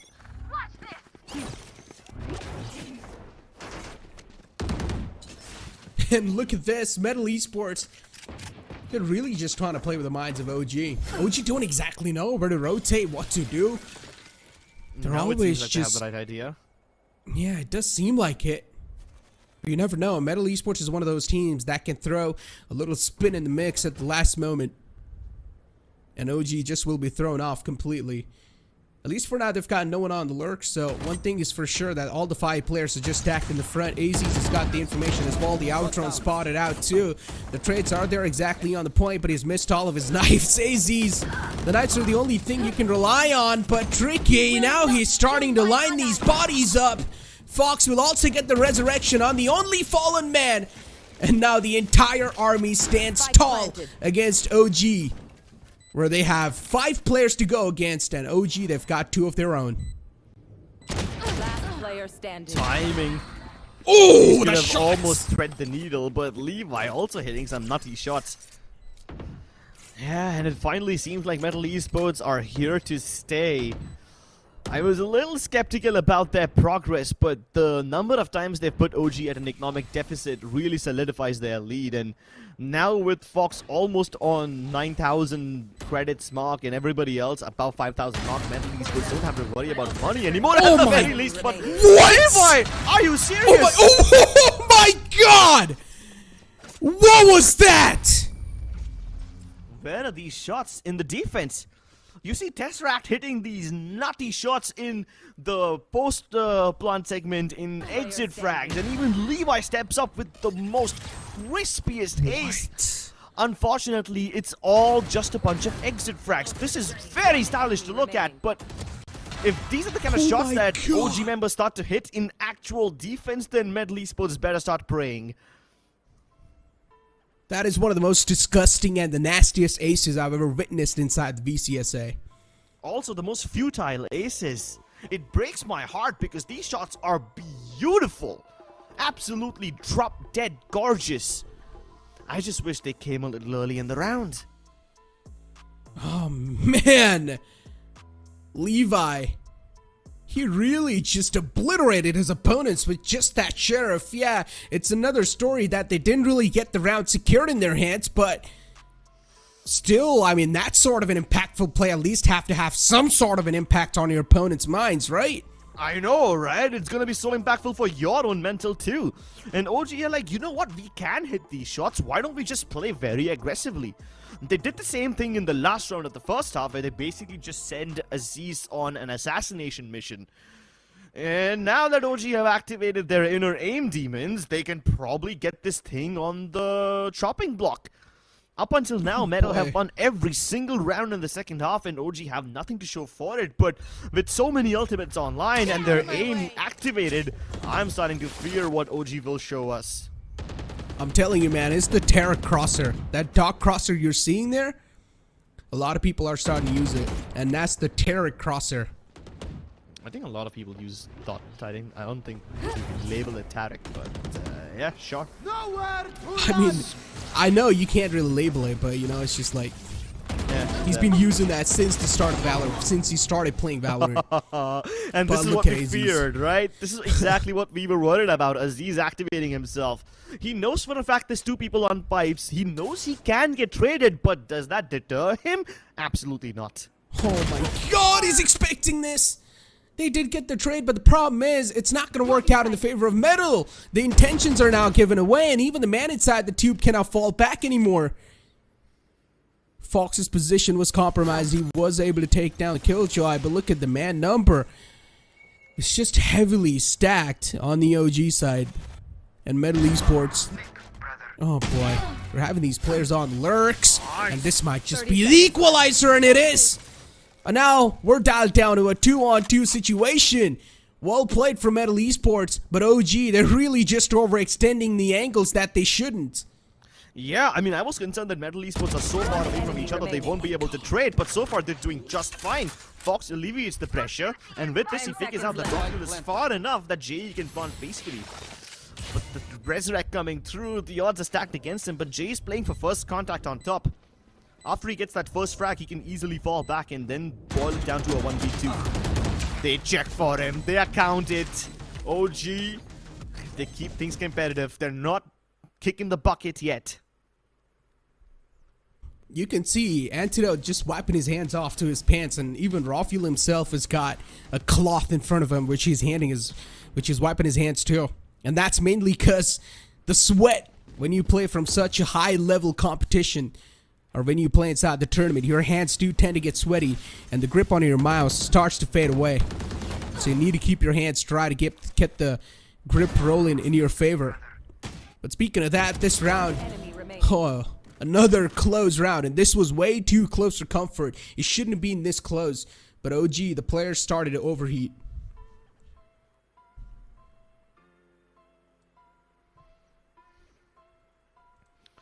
I just hope this overheating doesn't cause a meltdown, you know? OG were playing really well in the first half. Metal Esports found their groove, and OG have it in them to actually end this game 2-0. But they're gonna have to string some rounds together. Not only because Metal Esports are close to win and everything, but also because Metal Esports have so much money they can afford to purchase for 2 or 3 rounds without having to worry about saving anything. And OG need to keep all of their players alive even if they win these rounds. If they win a round with like 1 or 2 players surviving, it's not gonna help their momentum too much. And also, if Jarso is watching this entire matchup, he's gonna have a lot of content for his YouTube videos.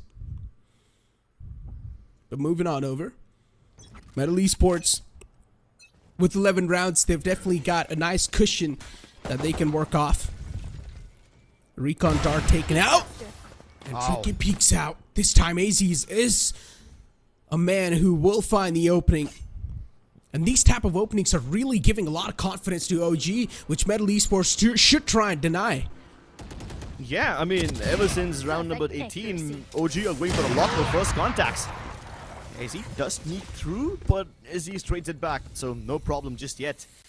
This Viper Toxin screen, it can act like a big surprise, a big deterrent to Metal Esports. As soon as it drops, one of them will get caught off guard. Ooh. An interesting wall from OG. Just pretty much knowing that there's a high chance that the A site's going to be hit.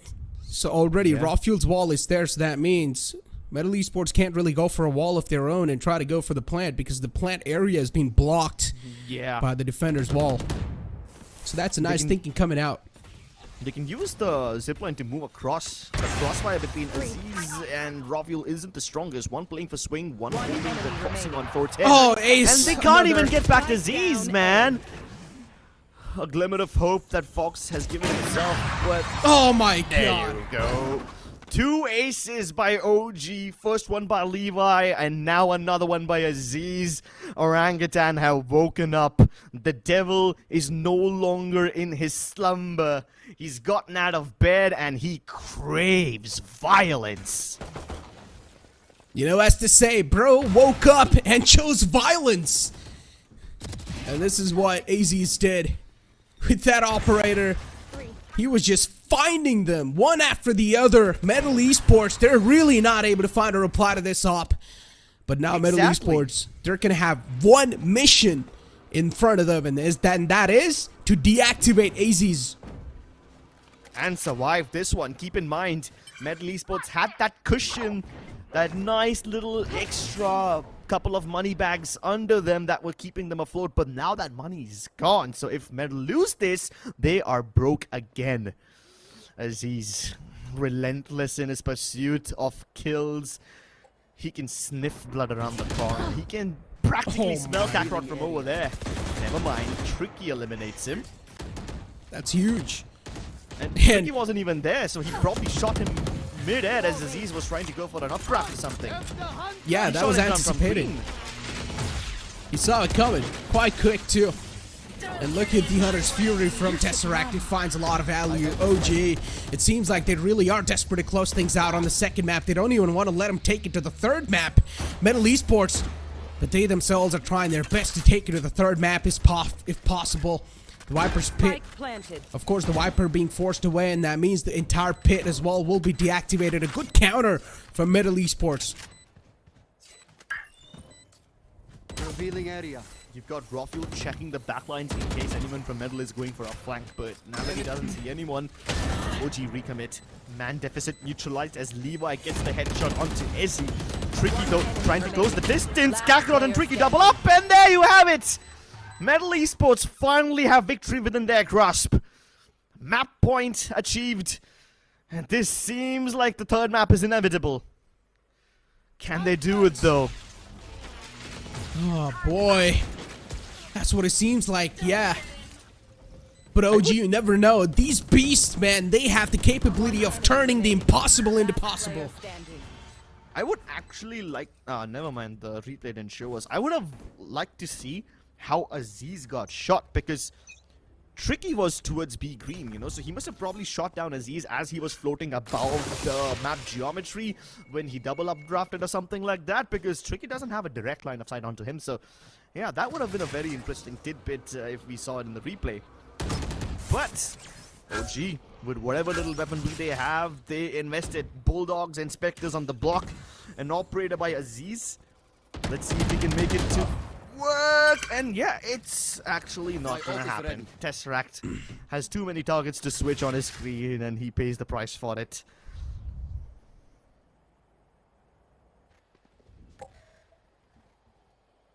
Still stacked outside B are the attackers, MLT Esports. And the spike is on the way too. You've got Fox holding the spike in his hands. Poison's off. And Viper from the side of OG, which is Levi, is behind yellow. Now the push is sort of anticipated. Every single player from OG will start to fall back. But the first two picks are there from the side of OG. But the rest will be followed up by MLT Esports. But the flank from EZ isn't expected. Yeah, EZ basically saving the round for his team. Good accurate planted. positioning by him. There's a Vandal behind him. Yeah. But what can he possibly do? 3 kills. That should give him his ultimate, if he lives long enough to use it, that is. And there's one right underneath him. Don't expect this. And Jay puts the final nail in the coffin, ladies and gentlemen. We are going to map number 3. MLT Esports cling onto this series. After a devastating loss in Fracture, they make a bold statement in Icebox. Oh, this is definitely the map that MLT Esports really needed to bring their confidence back up. Of course, it was quite a close series. It was quite a close map. But still, MLT Esports, they're going to take us to the third map. And that's the Decider, Haven. And it's one of the most favorite maps inside the entire South Asian region. So both these teams are going to feel at home. And I just can't wait for Haven, because as I said, both these teams feeling at home, that means we are up for another close matchup, Crips. Yeah, we are definitely up for another close matchup. This was close enough, but I think the word close will be redefined in the next game. Stick around, ladies and gentlemen. We'll be back after this short break. Hit for my wins, I need my hands. This life is real, can't play pretend. Came off the wins, I get it in.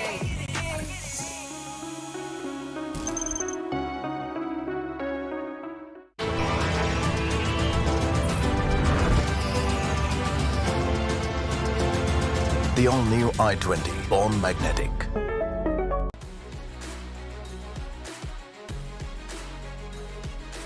Making dreams come true and memories happier.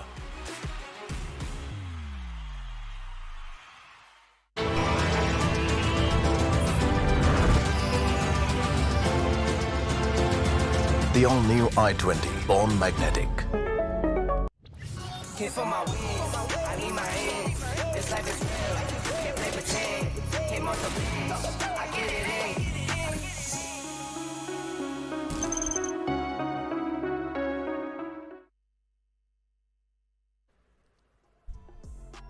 Welcome back after the break, ladies and gentlemen, and we are up for a game, ladies and gentlemen, because so far what we saw on the map of Icebox has been one of the most interesting maps so far. We saw 2 aces being pulled off, from which one was a complete cherry face and the opponents had a Vandal, and then the other one was just an insane ace with the operator. But with that being said, Haven is still left, and this series is of course BO3, and as I said, Haven will be a map where both these teams will feel at home.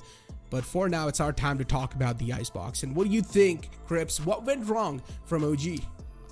So there weren't any inherent problems that I can point at. It just seemed like MLT Esports finally woke up and they started to hit the shots which they weren't able to in Fracture. I guess it was just an issue of warm-up, but that's just really reducing it down. OG, I feel, were kind of conflicted in their approach because in certain aspects, whenever Aziz and Tesseract plays aggressively, they were able to get the kills. So on one hand, they want them to go forward, but on the other hand, whenever OG was able to get that man advantage and fall back, they weren't able to maintain it because all the area that OG were able to gather after that initial wave of aggression, Metal were able to recapture it because OG fell back, you know. So while Metal were lacking numbers in certain rounds, they were able to make up for it with the amount of information and map control they had. And again, that was only for a couple of rounds too. It came down to some heroic plays by Kakarot, some nice clutches by Ezzy, and even Jay for that matter. While he wasn't able to frag out all that much, his presence was simply so intimidating to OG because they wouldn't be able to play so freely as they wanted to because Jay was always around to provide backup. And I just love what Kakarot did there too, right? He was always there on those lurks for his team. Kakarot overall as well, he was the man who was stepping things up inside the round if his other players weren't able to step things up. So overall, a consistent performance from Kakarot in that previous game, and he just definitely deserves to be the MVP of that previous map. But AZs, how can we forget this man? As we all know, inside the attacking side, when OG, things weren't really working out on the execute part, so OGs just started saying, all right, it's okay, we're just going to completely rely on our mechanics, on our aim, and they just set AZs in the front, a man unleashed, and he was able to just stack those bodies on top of each other, and he got all those kills in his hands. If you do move on over to the graph as well, you can clearly see, I mean, it's sort of shaky on both the sides, but OG, they had a nice little leap sometime in the mid, but then later on, MLT Esports, they took the charge. Yeah, MLT Esports basically took the charge and took it consistently. So even though OG were making things a little difficult for them, at least MLT Esports never found them staring at the brutal end, the wrong end rather, of an eco.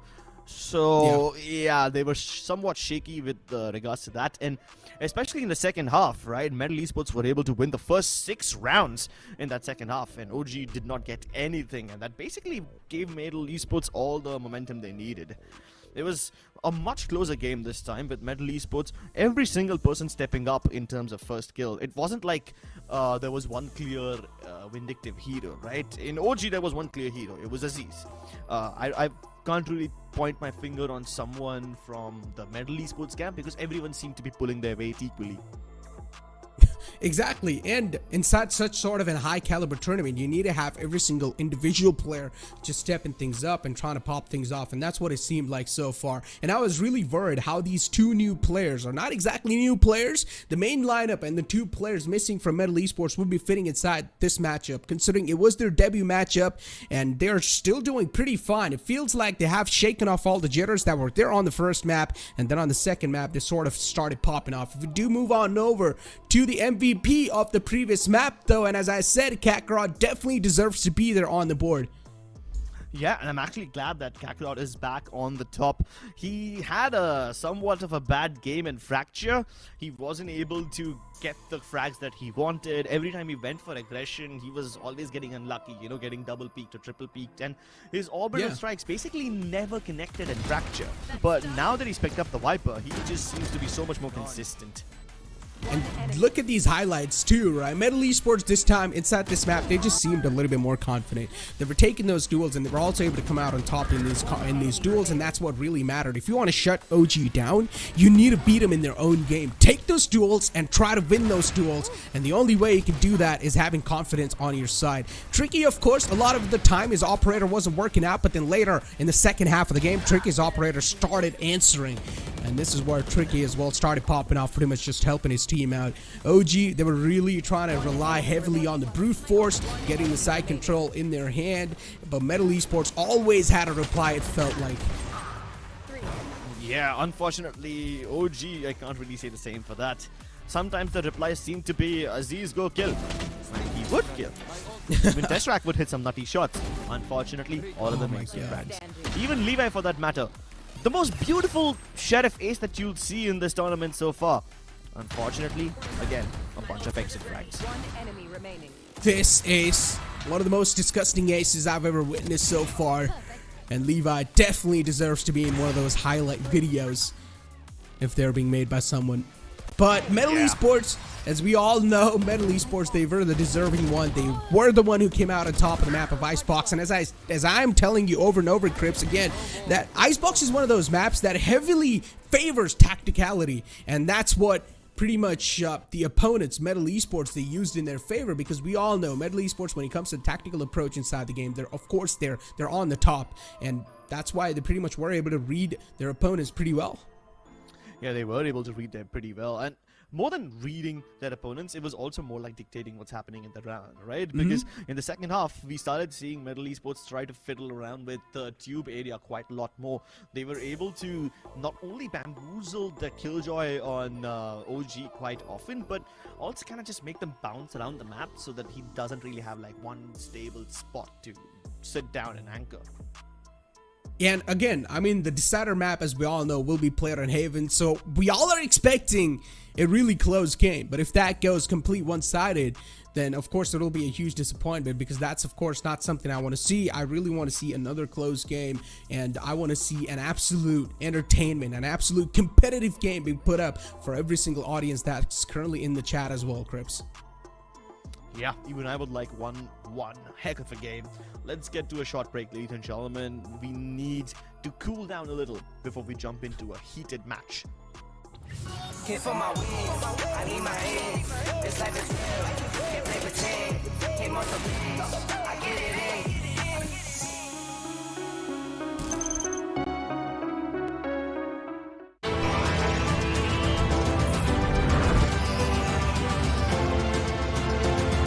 The all-new i20, born magnetic.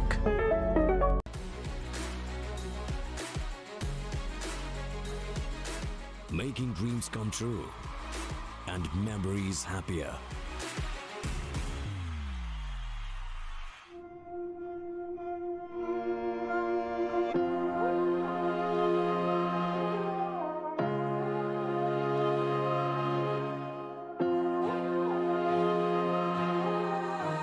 I know my destiny.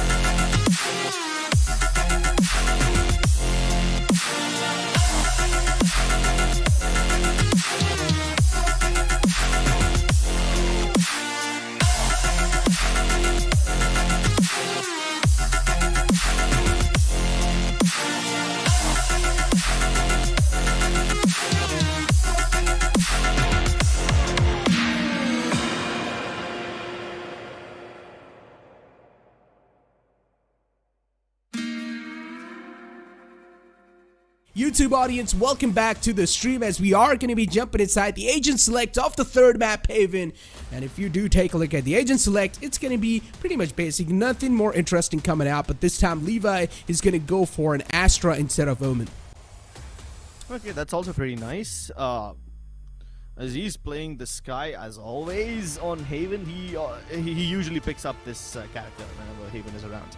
And he's an absolute demon on it, so whether it's Jet, whether it's Sky, he's gonna really roll on his opponents. But I'm glad that you brought up the ASTER army point, because when Orangutan faced ASTER army, Orangutan had a scoreline of 13-11. They win, but with a really close margin. And then, I mean, while we are comparing them with ASTER army, when ASTER army was facing MLT Esports, at that point in Haven, MLT Esports beat them 13-9. So they, I mean, one team, when you're facing the same team, and when you're facing the same opponent, ASTER army, one of them has 13-9, one of them has 13-11. So statistically, one might say that MLT Esports have a slightly higher chance of winning this map, but that's just really taking maths to the edge. Let's see what happens. MLT Esports on defense, send the recon dart into its A lobby, but they don't really find anyone. The recon dart's getting destroyed, and Metal push out of A. Meanwhile, C is under attack by OG, and Ezzy doesn't really have any choice but to give it up. So the plant will go down without any hiccups. MLT Esports once again just playing this one really patiently, not really fighting for the site control. Instead, they're going to rely on this flank heavily. Levi's position's uncompromised. He's left unchecked, but this time he whiffs a couple of shots. But at the end of the day, he finds that kill, and that's all that matters. Levi is just trapped on the attacker spawn all by himself. He really needs to win those duels. He will be taken down, but it's not going to matter. The entire push is compromised. OG, they're able to stop him in their tracks. In MLT Esports, things aren't working out for them. Yeah, Orangutan really just doubled down on C long, and this is something that we saw quite a lot from MLT Esports in Icebox as well, you know. Even in Icebox, they were trying to retake the A site by going via attacking spawn quite often. And simply because MLT Esports prefer taking the backlines very often, OG, they left Levi towards the attacking spawn itself. As soon as he made first contact, he called for backup. The cavalry arrived on time, and OG crunched Metal before they could take control of C long. So that's really good.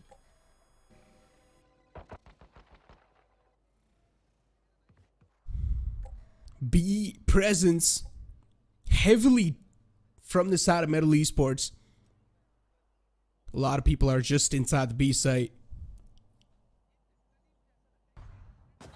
And once again, quite a slower approach, a huge change in the pace from the side of OG. Here. Really just trying to fiddle with their enemy minds, and a B take is expected from MLT Esports, but that doesn't seem like the case. On the C side, is it? The players of OG have been spotted out, instantly dashing inside the C side using the Cloud Burst. The Recon Dart as well was there in the backside to get any sort of information, and now MLT Esports, they're going to start to make a move. Of course, inside the garage, they've got the garage control so far. Trailblazers going to spot out the players in the garage, but not the two. They only expect Easy to be in the garage. Every single player from OG will start to fall back and try to play for the post plants. There's 3 players present in long. And of course, OG, they're going to go for these duels because they know they've got the superior weaponry. They've got good weapons in their hands compared to MLT Esports, and they are taking these duels. Tricky was found, but he was the only man that was being found so far, really trying to rely heavily on those aim duels. And MLT Esports, they come out on top in garage, but that's the only kill they're going to get so far in their hands. Look at Rafiel really just taking the fight to their enemies, and he's able to find one, but that's all he's going to get.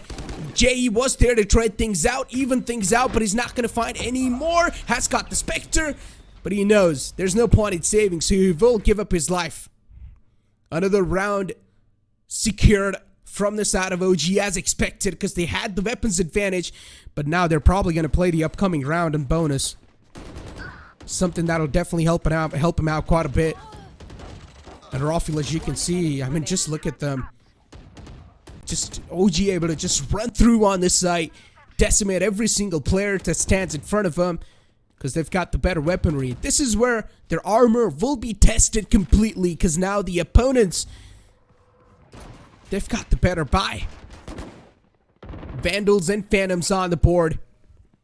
And Tricky on an aggressive page because Tricky knows the opponents, they don't really have the better weaponry. They're probably just going to be playing on the bonus.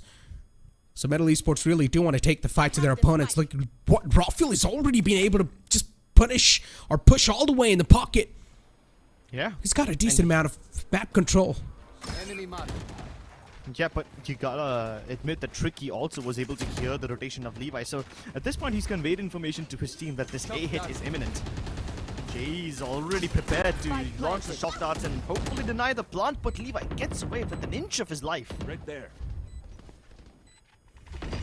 MLT Esports, with this bonus, the flash is quite perfect. Spots out the man in the close. Rafael shut down, and they're able to come up with 2 of their own. That's a huge take, at least. That's what it looks like so far. Of course, because the weapons advantage, they're able to stack these bodies on top of each other. But OG, even they themselves are making it hurt. One last man to go. Aziz is the man who's able to stay alive. But he will be taken down. Nothing found. And look at this man. He puts on the jacket as well. The swag jacket's on. And MLT Esports, they finally get 1 round on the board. The buy round's in their hand. But he was pretty close.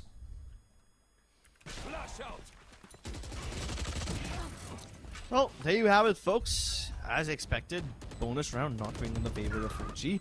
Superior weapons rain out. And it was a rather clean round from MLT Esports. They kept 3 of their guns alive, so that's good. Fox and Easy have to now purchase whatever they can afford. Bulldogs thrown in for compromise. But it should be fine because OG have proper weaponry now. None of them even close to their ultimate, so those won't come into effect. Ooh. But this mid-aggression from OG has almost always worked out, except for this time where it's an even trade. Shock darts invested. A hit coming in from OG. This time they're taking it quite quick. But JE will spot out the first man. At least he's taken down the duelist. The second one follows up as well. JE will need to face the Seekers, and as soon as the crosser's on the Seekers, Aziz peeks out. The timing's quite good. Levi will also get the plant down for his team. It's a 2-on-2 situation. The controller's still alive on both the sides. Oh. They will have some sort of visual denial utility, but look at what Aziz is doing. It's completely unexpected. Are they going to expect Easy to be here? No, it's going to be the answer. Easy on the flank finds one. Quite a late presence from side of Easy on the B side. Yeah, Easy just basically throw a spanner in their works. They didn't expect him to be there. I like how OG tried to play super proactively by going ahead and trying to get out of A, throw MLT Esports off guard, but MLT are not gonna bite that bait. And now it's a 1v1. Mind games applied. A smoke that Kakarot has nothing to do with. He even tried to go in with a fake TP. And as he's just marking the spike. He knows where Kakarot was. Even if he TPs across, there's not too many places that he can get to. Oh. Now there's some And that's a heroic play from Aziz. A 4K to close things off, and also another round for his team. Aziz doing a phenomenal job so far. I mean, inside this entire series, he's one of those players that has been so consistent.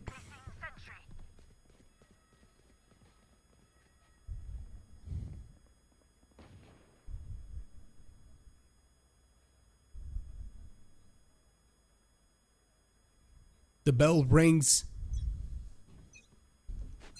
on the B site, and you all hear the sounds of it. Oh, and Rafael already taking the fire, taking the heat against the players of MLT Esports. It seems quite personal.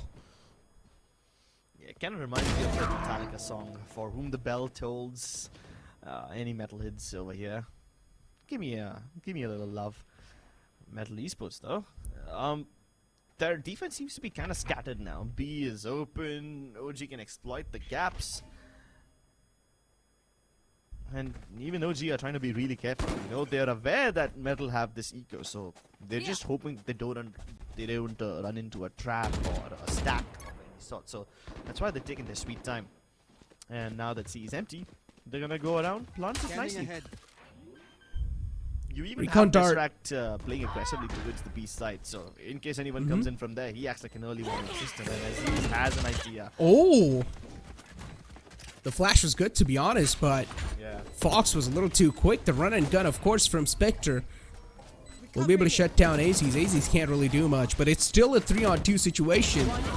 OG, they do have the man advantage, and now with that, it's just stacked even more, and Antidote will just sweep them both up. Another round win for OG. They're running away with the lead now, and this is where you should call a tactical timeout. Yeah, if not now, then somewhere before the 6th round mark. I guess probably they will call it if the next round doesn't go in their favor, because you see, this round was just an eco round for MLT Esports, so OG can move fearlessly. They don't have to worry about too much. Of course, they need to measure every step they take in case MLT Esports have any traps or stacks in mind. But right now, if MLT Esports aren't able to do anything, then the tactical timeout will be needed. Plenty of ultimates available on either side. And okay, Kakarot. Now he sees the danger bell stalling, so he's gonna put up that smoke, hoping to push them back. Meanwhile, Antidote almost always showing some presence towards the B side, regardless of whether OG go there or not. Seekers invested by Aziz, and they go in, clearing the site, clearing a path for them, pushing Easy back, and thereby clearing out C's side for OG. They can go in for the plant once more, but this time Antidote is playing a really cheeky position. That's such a good swamp grenade. And it also allows the entire lockdown to be placed down as well. I mean, yeah, Fox will get rid of the lockdown. Maybe not's going to be the answer, because Antidote's there to try and defend it. But Rafiel from the back takes the advantage of that entire chaos and finds a 3K for himself. The operator should be safe from Tricky, and that's why he falls back. Yeah, the entirety of OG just collapsed into garage as soon as MLT Esports try to focus on that lockdown. The aftershock's not going to be enough to break it because the lockdown now has increased HP, so they go in and try to break it with their guns, and in process of doing so, they lose focus off the game. They lose focus on the long run. All of OG just crunched them from Prince, from Defender Spawn. Oh my god. Tricky's getting an awful lot of kills, but again, at least he's able to save the op, so something is better than nothing, you know? Even if MLT Esports aren't able to win the round, they will save the big gun. And now potentially a tactical timeout will come through. Yep, there you have it. It was desperately needed.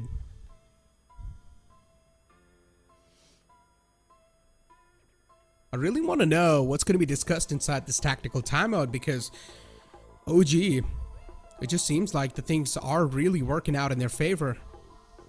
And considering Haven is a 3-sided map, attackers should definitely be able to dominate it equally as the defenders. Yeah, and I wouldn't really say that OG are dominating yet, even though the scoreline suggests otherwise. Now, hear me out why I'm saying this. MLT Esports aren't completely broken down yet. They still have it in them to make those aggro plays. In the first few rounds of the game, you saw how MLT Esports was trying to fight aggressively towards mid. And then when that didn't work out, they were still trying to apply pressure towards A long by constantly showing presence over there, sending utility down, or sometimes even sending a man down over there to clear that area out. OG, most of the time, they hold their defaults, and they have been exploiting the C side quite often. So if there is a weakness that MLT need to fix, it resides over on the C side. At least that's the trend for now. Let's see what happens after this tactical timeout. And just as I said, because C was a little bit of a hit and miss for MLT, they reinforce it heavily this time. 3 players pushing down the C long corridor. Yeah. I would even say that they're kind of overcompensating for the losses they faced in this area before. Oh, and no. Levi, once again, the pain of their existence. Oh no, this is what I was scared of.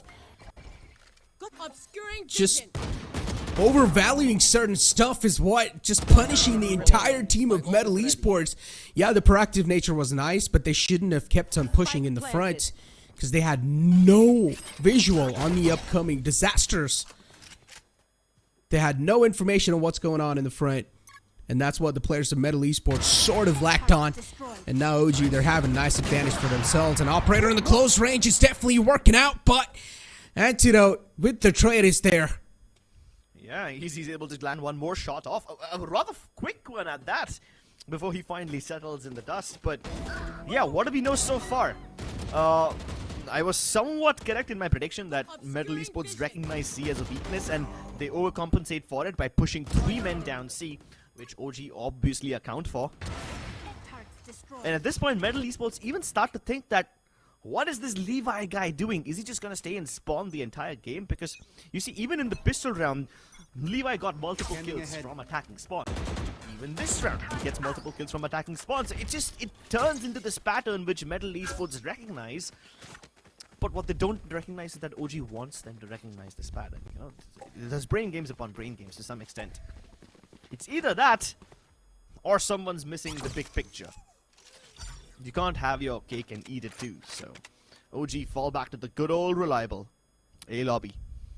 And now that they've convinced Metal Esports not to play aggressively anymore, they won't encounter resistance until they're already very deep inside. Ooh, Antidote. That's a nice shot to pretty much silence the threat that's approaching them, but the rest too are always there. And up for the traits. AZ's with only 45 HP. He is still there on the side trying to heal Antidote. But once again, the problem is that the players are a little softened up.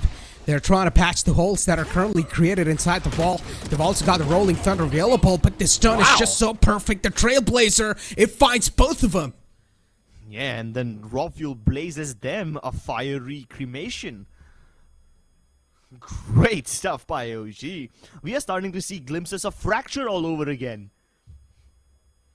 I mean, at least in Fracture, you could pin the blame on Metal Esports not being warmed up enough, not being able to find their groove, but right now, you can't make that excuse.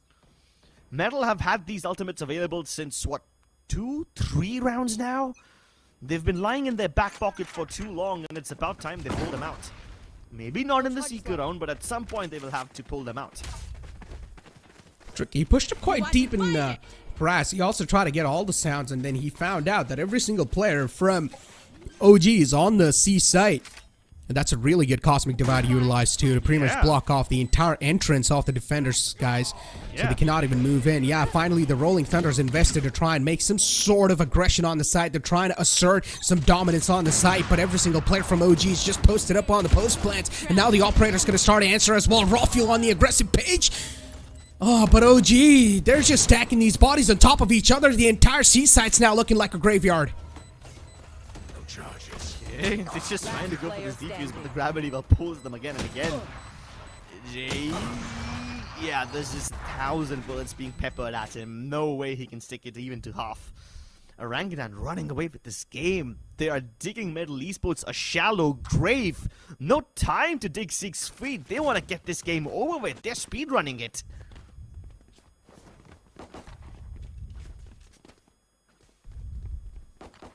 Oh boy. Now I can call a really dominating lead. Yep. 7 rounds lead. That's insane. Metal Esports, to come back from this, they will need to be so strong mentally and physically. And once again, Metal Esports, yeah, they answer fire to fire. And this is the way to play against OG. You need to beat them in your own mechanical game, and that's what Metal Esports is trying to do, at least for now. Kakarot moving back from the site, but does Levi know? Oh, Levi snuck past. He's still being careful, but Metal Esports don't know Levi's inside this deep. Yeah. In fact, they've left the B side completely open. Ezzy isn't marking garage backlines. Kakarot's marking C long. The drone doesn't spot anyone towards the top of mid, but they won't know that he's this deep inside. Ezzy still checks. Still very patient. Yep, Levi sacrifices his life to buy Antidote some space, but now the captain has to step up and stand tall. Rise above the masses.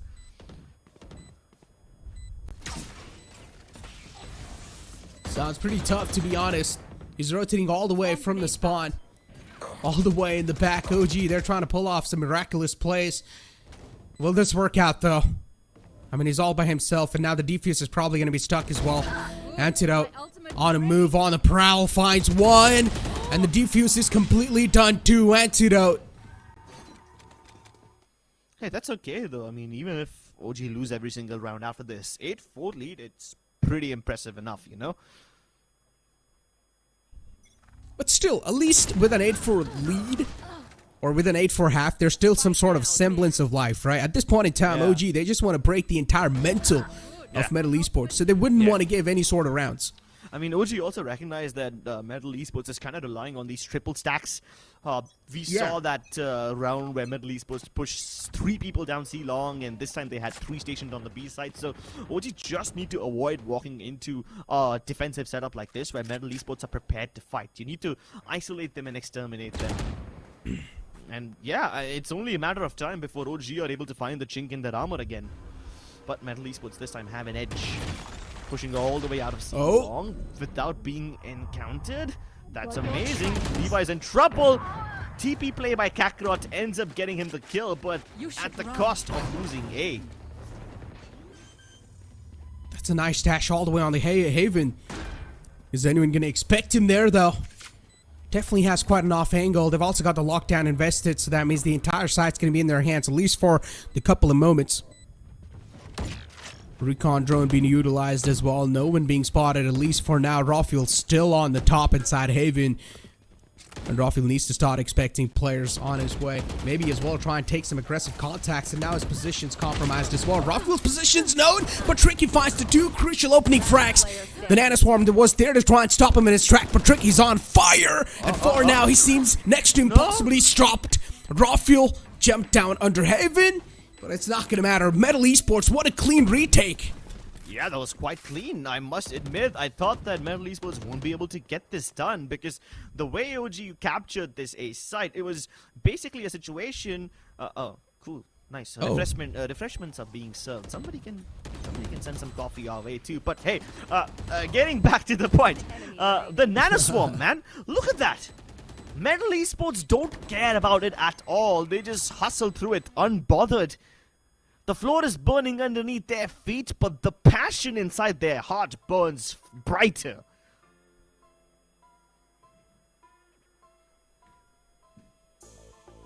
And oh boy, look at this. I mean, we're seeing timeout from OG. So OG, they realize now MLT Esports, they're sort of trying to seal all the lead they've got so far in their hands. And OG, they really probably do want to close out the first half of the 9-3. So MLT Esports, they're at least able to get some sort of read on what exactly OG is trying to pull off. And they're able to put a stop, at least for now. But again, you can't really even 100% say that because the previous round was completely relying heavily on heroics of Tricky. He found a 3K. Yeah. It's not just the heroics. MLT Esports have mostly found success in post-plan situations 2 out of 3 times. So yeah, it still means that OG is able to get into the site without any problems though, you know? Turret out. And as long as OG can get the plant, their chances of winning are still pretty high. Massive ultimates available though. They can use that, and this is exactly what I was afraid of. You needed to break this recon, otherwise you're gonna have these laser beams coming down your way, and Aziz is out. Antidote finds himself buried as well, and Kakarot catches Levi off guard. MLT Esports, they needed to do this a little too soon. But hey, better late than never. Oh my god. What a clean game from MLT Esports. Yeah, we needed this long just time doing ago. stuff.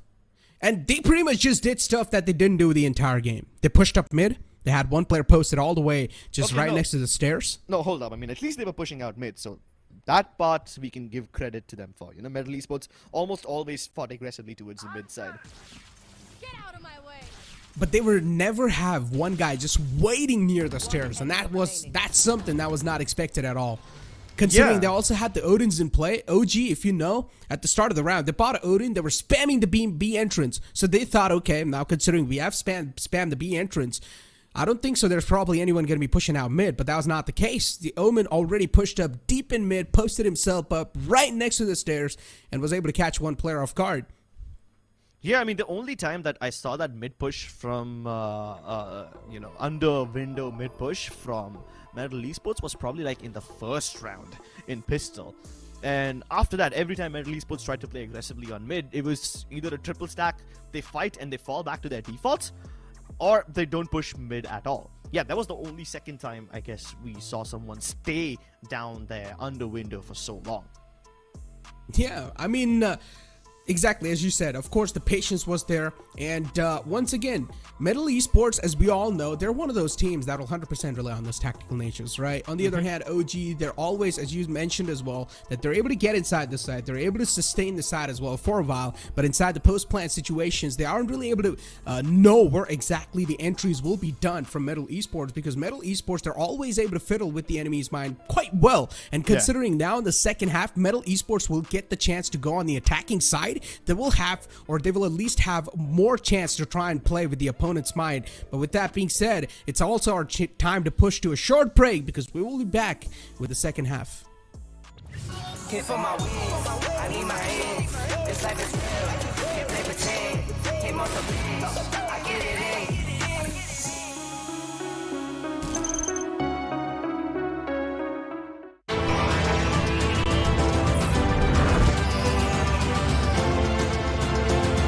The all-new i20, born magnetic. Hit for my wins, I need my hands. This life is real, can't play pretend. Came off the bench, I get it in.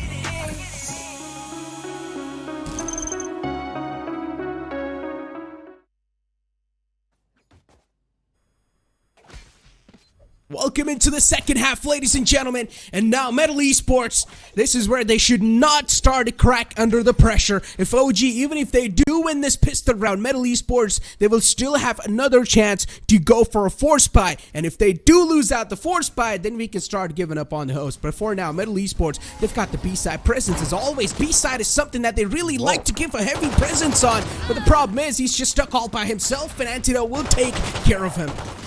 Antidote taking care of Tricky. Aziz was playing anti-flash and he goes unchecked, but he's racking up a kill feed for himself. The shotgun finally puts him under. And JE, all by himself now on the C side. He's on his way slowly and steadily. And he's got the window control. He knows the spike is just stuck there. But the problem is that he doesn't exactly know where the opponents are positioned themselves. Levi and Tesseract, both these players are just playing off of each other. And they're also trying to throw some mind games in. JE not going to expect both of them to be there. And Levi shuts him down. Well played from OG. That little rotation that they pulled off in the end, Levi did not expect, because Levi just cleared the C side and moved on over towards the garage. And he was probably expecting that both those players are going to be holding down the spike. But that was not the case. OG, they themselves are trying to bring some tacticality inside the game and also some mind games. But as I said, MLT Esports on the attacking side will have another chance to fiddle with their enemy's mind even more compared to what they were doing on the defensive half. And as I said, there might just be a high chance where MLT Esports will probably try to pull off those force buys, but that's not the case yet. They're only relying on those sheriffs so far, and Tesseract, he's just collecting these kills. These eco frags are looking way too tasty for Tesseract. One more to go near A main, and he should be sniffed out soon enough, but no is going to be the answer. It's completely fine. The trade's on the point. OG, another point or another round on the board. Make it 11. Now that's a huge and a dominating lead. Both these rounds taken away from MLT Esports. Personally, I feel like MLT Esports should have went for a force buy and try to bring something off to the table, but that was not the case. MLT Esports instead just went for a complete eco, and now they're heavily gambling on this round. OG with 10 rounds, but if OG secures this bonus round as well in their hands, it will be 11. And that's scoreline, of course, will start making the players of MLT Esports uncomfortable. Definitely will be quite discomforting. A-site seems like the name of the game so far. Hal has also heard the reload going as well. Tesseract spots out one player. The fallback's instantly there too. No overcommitments from both the sides just yet. Both these teams are playing quite safe and sound. They don't want to give away any bodies just that easily. Rawfield's positioned himself in a nice pocket outside A short. The Hunter's Fury being utilized. They really just want to punish these choke points with the Hunter's Fury, but that doesn't seem the case so far because OG, they just line him up like it's nothing. They're making it look so easy. And considering MLT Esports, that was their buy round 2. Now their economy is going to be in shambles once again. And MLT Esports, with that round, all their hopes and dreams are going to start to fall down. Oh, this Hunter's Fury was just so good. Now, a lot of people will start to doubt me and say that there was nothing so surprising in the Hunter's Fury. He didn't find any sort of value with that Hunter's Fury. But you guys need to understand, he tried to pretty much choke them in those choke points with that Hunter's Fury. We all know A short area is quite thin. For Hunter's Fury to find any sort of enemies, that's quite easy. And that Hunter's Fury sort of plays with their enemies' heads too. So that was a really good investment from OG. A good read too. And now MLT Esports, they're starting to get desperate because they've lost out on the rounds. And MLT Esports really do want these upcoming rounds in their hands as well. As there are, of course, traits on the board, but now it's favoring the players of OG. It's a 2-on-4 situation. Make that the one last man alive. The final glimmer of hope. The burning torch in the dark is JE with a bulldog in the hand. And he's got dreams to fulfill for his team. Oh, this dream will quickly turn into a nightmare given the amount of security present on this fight. It's being guarded heavily. Oh my god. And he doesn't even get close. Raw fuel pulling out all stops, holding nothing back.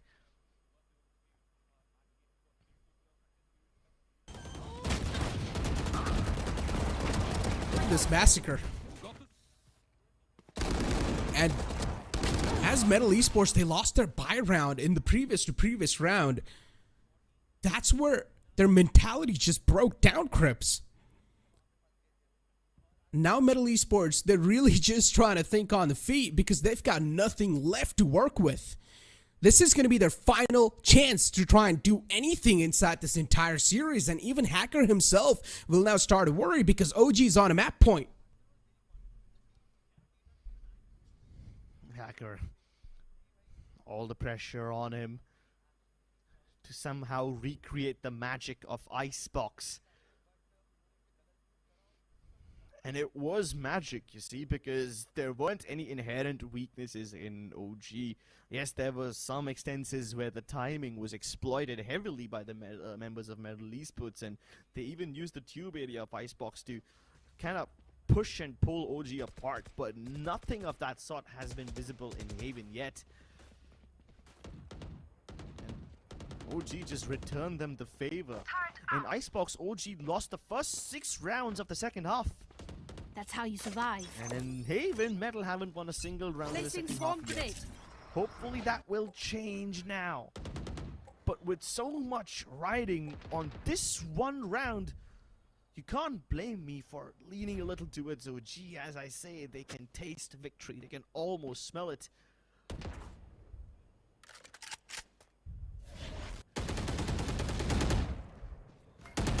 Speak of smelling it, MLT Esports.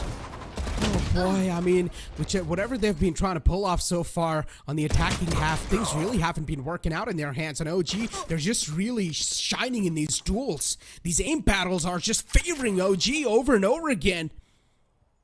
But yeah, this time at least the equalizer was there as well. So for now, Metal, they at least do have the equal amount of chance to win this round. Revealing At least, but do go towards the A side. I'm kind of worried about it. Tesseract fighting is revealing unfortunate, area. as he almost had it. And now he can smoke the recall's perfect. He even reveals Tricky in the process, and antidote to clinch it. Orangutan make the comeback happen. They suffered a little in the previous game, but they are back in form. On top of their group.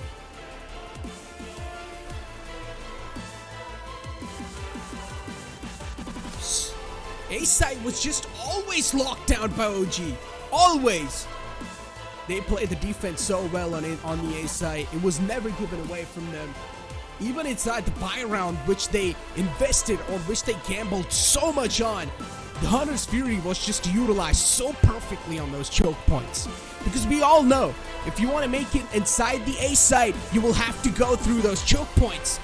And both the entrances on the A-side are quite narrow. So Hunter's Fury was at its prime. Even if it didn't find any sort of contacts or connections, it still did its job. Sort of put the fear in the opponent's minds. And OG, these little technicalities and these little details really helped them a lot on the defensive half. Really well played game from both the sides, but MLT Esports, they were a little short this time. Yeah, a little short on Haven. Still, it was quite an impressive performance from them. OG continue to remain undefeated in their group. And this new lineup of MLT Esports did show promise. Jay and Kakarot are quite cracked indeed, and these guys were playing really well. Especially in Icebox, where Kakarot basically became the MVP after having a slightly shaky start in Fracture.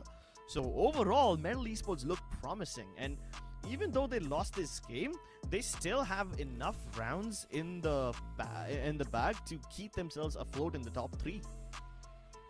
Exactly. I mean, considering it was just a debut matchup for 2 of their players, right? MLT Esports, it was their first time showing themselves with their entire lineup. So, I mean, still a decent showing from them. Icebox was a pretty good map, but unfortunately, the first and the last map, they just got absolutely decimated on. But with that being said, it's time for us to push to a short commercial break. We'll be right back. Hit for my wins, I need my hands. This life is real, can't play pretend. Hit multiple wins, I get it in.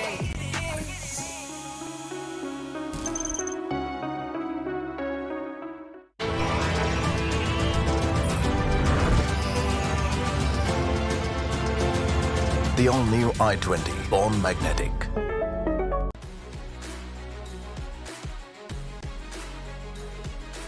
Making dreams come true and memories happier.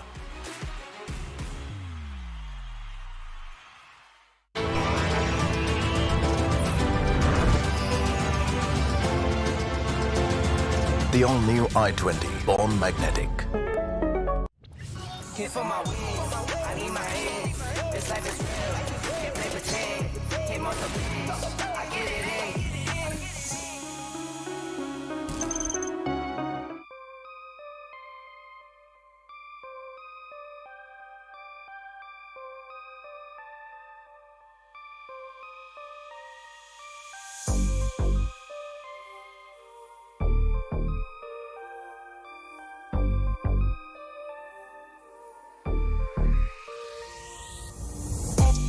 On track, now we gon' way up. W's as easy as a layup. Working late, stay up. Counting all the way up. Counting blessings, yeah, you know we pray up. Pray up. On track, now we gon' way up.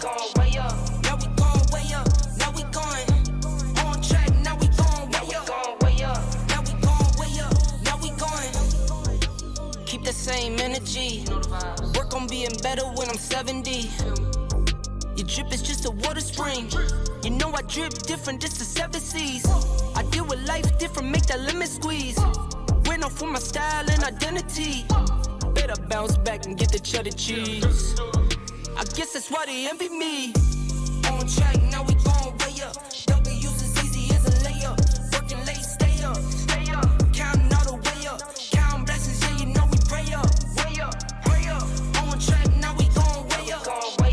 Now we gon' way up. Now we going. On track, now we gon' way up. Now we gon' way up. Now we going. I got his band like I'm Barry Bonds. Running through the money, but the money's long. I don't love it, but I need it, keep it coming on. Only friendly, me and friends, we don't get along. I put that on my name, that I put them on. I put myself on stage and they sing along. I might book a session, do 100 songs. I'ma let you hear them just to prove you wrong. On track, now we gon' way up. W's as easy as a layup. Working late, stay up. Counting all the way up. Counting blessings, yeah, you know we pray up. Pray up. On track, now we gon' way up. Now we gon' way up. Now we going. On track, now we gon' way up. Now we gon' way up. Now we going.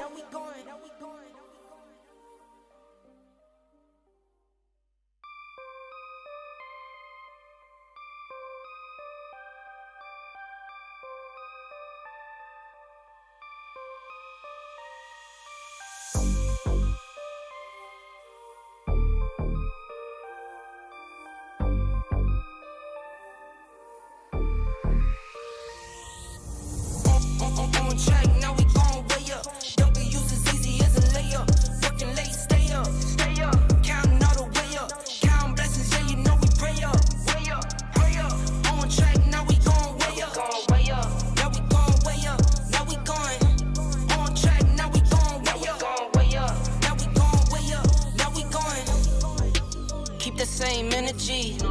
Work on being better when I'm 70. Your drip is just a water spring. You know I drip different, just the 7 C's. I deal with life different, make that limit squeeze. We're known for my style and identity. Better bounce back and get the cheddar cheese. I guess that's why they envy me. On track, now we going way up. W's as easy as a layup. Working late, stay up. Counting all the way up. Counting blessings, yeah, you know we pray up. Way up, pray up. On track, now we going way up. Now we going way up. Now we going. On track, now we going way up. Now we going way up. Now we going. I got his band like I'm Barry Bonds. Running through the money, but the money's long.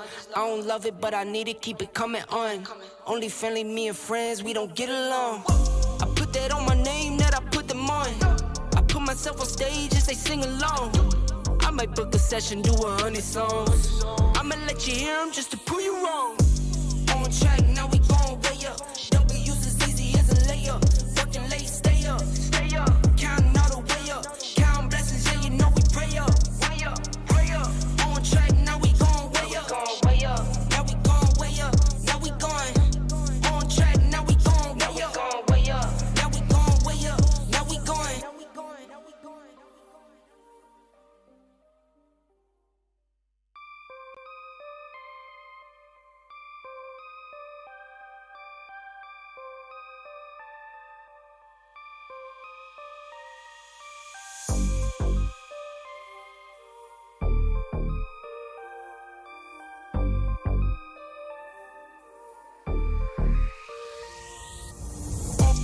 On track, now we going way up. W's as easy as a layup. Working late, stay up. Counting all the way up. Counting blessings, yeah, you know we pray up. Pray up. On track, now we going way up. Now we going way up. Now we going. On track, now we going way up. Now we going way up. Now we going. Keep the same energy. Work on being better when I'm 70. Your drip is just a water spring. You know I drip different, just the 7 C's. I deal with life different, make that limit squeeze. We're known for my style and identity. Better bounce back and get the cheddar cheese. I guess that's why they envy me. On track, now we going way up. W's as easy as a layup. Working late, stay up.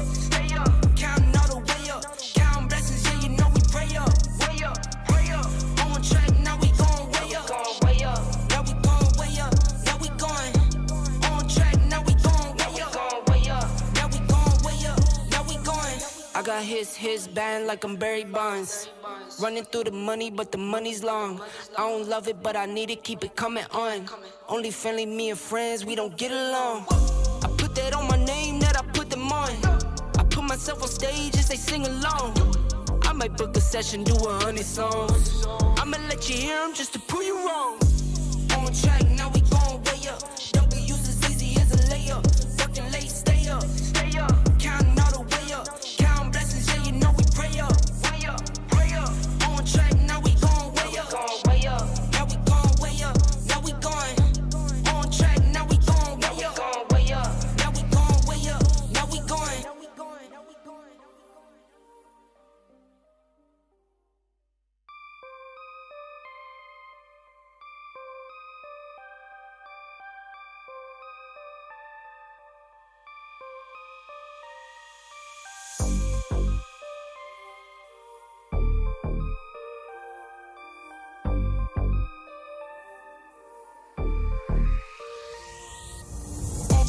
On track, now we going way up.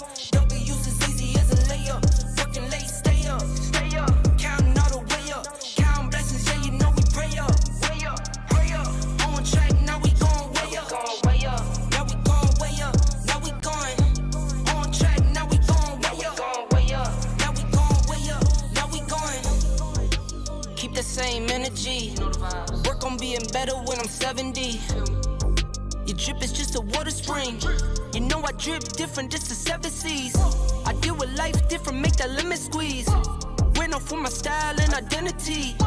Better bounce back and get the cheddar cheese. I guess that's why they envy me. On track, now we going way up. W's as easy as a layup. Working late, stay up. Counting all the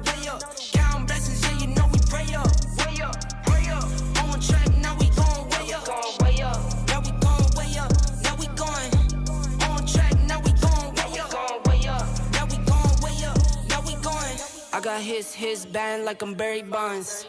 Running through the money, but the money's long. I don't love it, but I need it, keep it coming on.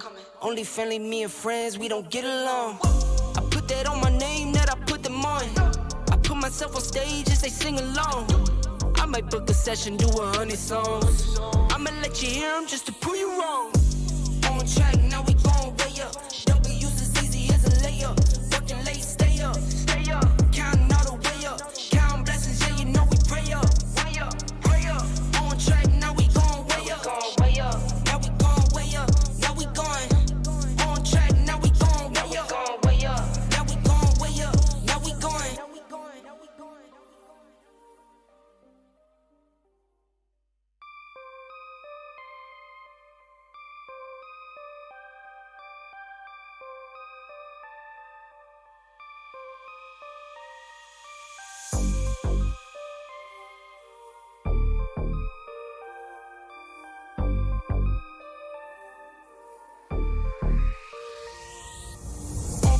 On track, now we going way up. W's as easy as a layup. Working late, stay up. Counting all the way up. Counting blessings, yeah, you know we pray up. Pray up. On track, now we going way up. Now we going way up. Now we going. On track, now we going way up. Now we going way up. Now we going. Keep the same energy. Work on being better when I'm 70. Your drip is just a water spring. You know I drip different, this the 7 seas. I deal with life different, make that lemon squeeze. Went off for my style and identity.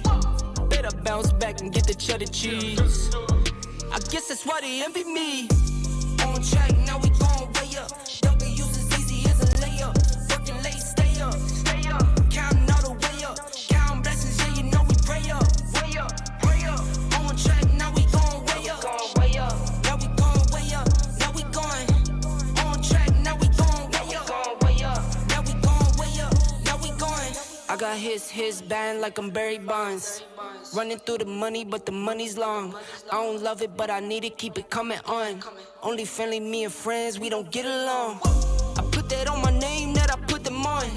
I put myself on stage as they sing along. I might book a session, do 100 songs. I'ma let you hear them just to prove you wrong.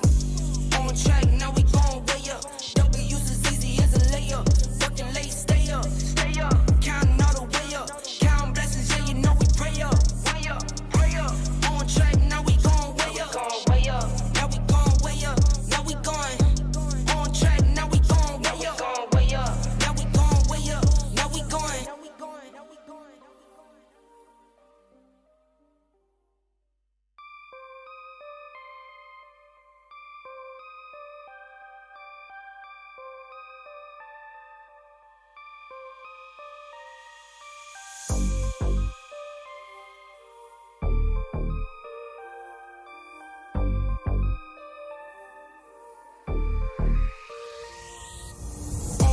On track, now we going way up. W's as easy as a layup. Working late, stay up. Counting all the way up. Counting blessings, yeah, you know we pray up. Pray up. On track, now we going way up. Now we going way up. Now we going. On track, now we going way up. Now we going way up. Now we going. Keep the same energy. Work on being better when I'm 70.